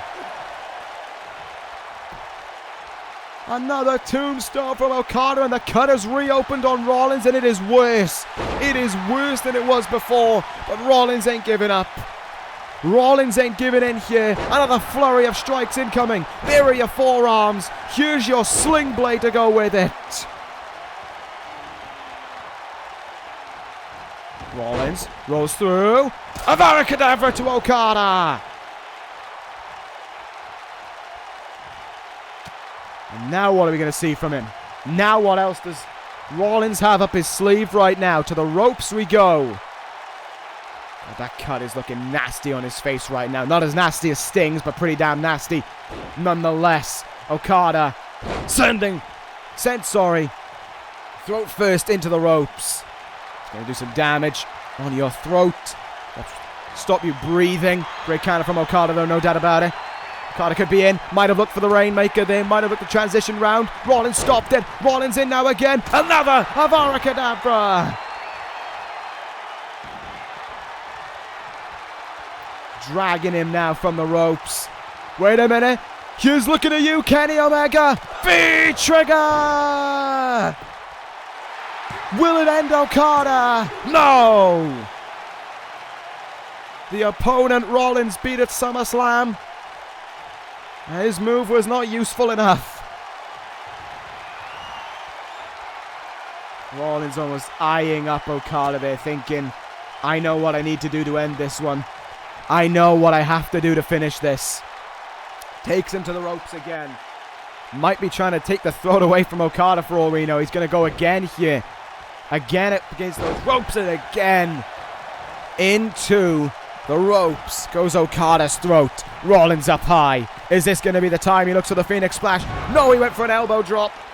And again in this contest, Okada evaded it. No! Rainmaker! 1!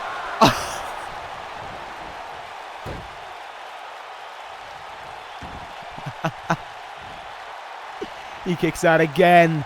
Again. He kicks out. This is it. Curb stomp.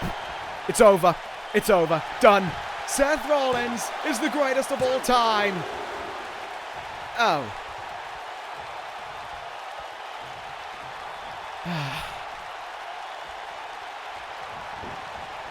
Come on.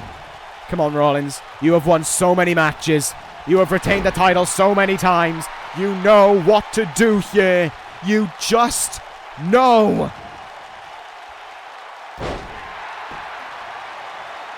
Oh, there's the Rainmaker pose being struck. Oh, no.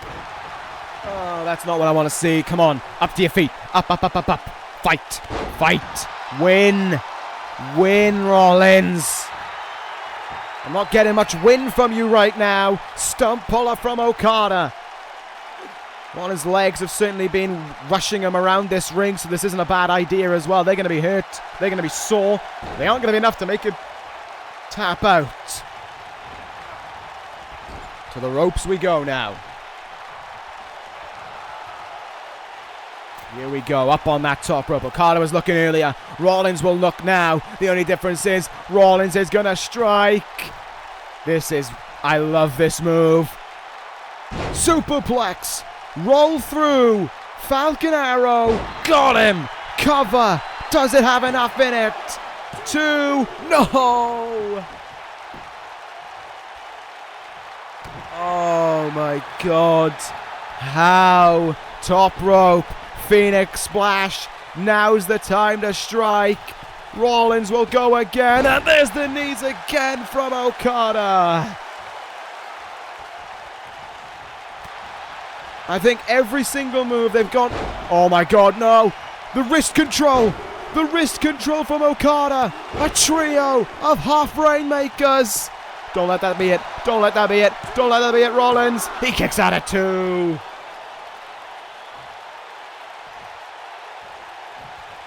No. No, no, no, no, no. No, please, please, please. I'm begging you. Rollins, please. Counter this. Counter this. No! I can't watch. I can't watch. No! This can't be it. I'm dreaming. I am dreaming. This didn't happen. This didn't happen. That didn't happen. That didn't strike. I don't want to hear the count of 3. Please. Please. Did he kick out? Oh my God, he kicked out.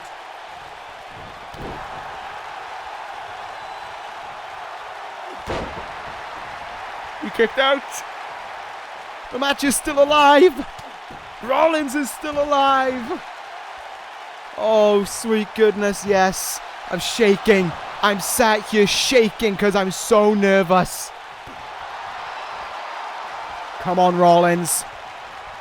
Get your ass in gear. You're in trouble now, mate. You are in huge trouble now. Up and over and outside we go. They have exhausted each other in this one. I have no doubt about it. No, this is risky. This is risky. And he misses. Oh, that is going to hurt. Every part of their body is going to be hurting when they wake up tomorrow. But they cannot let the other one win. Ref, you might want to move. Ref, you really might want to move. Knee incoming and the ref never got out of the way. Referee screwing over Rollins, but screwing over himself as well. Fair play to him. Tough cookie. Right up to his feet right now. Look at the counters. This time, referee better stay out of the way. Rollins in. Looking for that knee. Okada had no way of getting out of it. Right in the face. Here we go. Here we go. Business will be sealed. Incoming. Curb stomp on its way. Rollins loading it up. Waiting for the right moment to No! No! What in the blue hell is Cora doing here?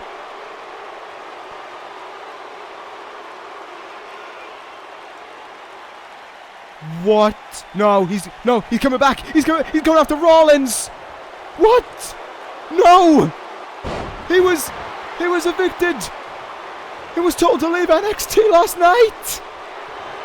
You have screwed over the greatest match in the history of this universe. Oh my God, no, this can't be happening. This can't be happening. No! Clock strikes 12. The referee is powerless. The match is over. It's done. It's screwed out now. It's all done and dusted because of this man. 24 hours ago you went to a cell. Why couldn't you have stayed there? Oh my God. Rollins is out cold on the outside. And Corinth just turned his attention to a very, very old rival. The Rainmaker is still busted open. No. No. No. Pile driver. What am I looking at? This place tells the whole story. This place hates this man. And I side with them. Okada and Rollins. We're on the end to the greatest match we'd ever seen. And now, this. You mean to tell me This is how we're going to remember Survivor Series. Where the hell is security? Where the hell is anyone to stop this man? Stop him! No. No. No, don't. Corin, no. What's the point? It's just falling on deaf ears. Okada. No. No, not through the pile driver. Through the goddamn table. Oh my God.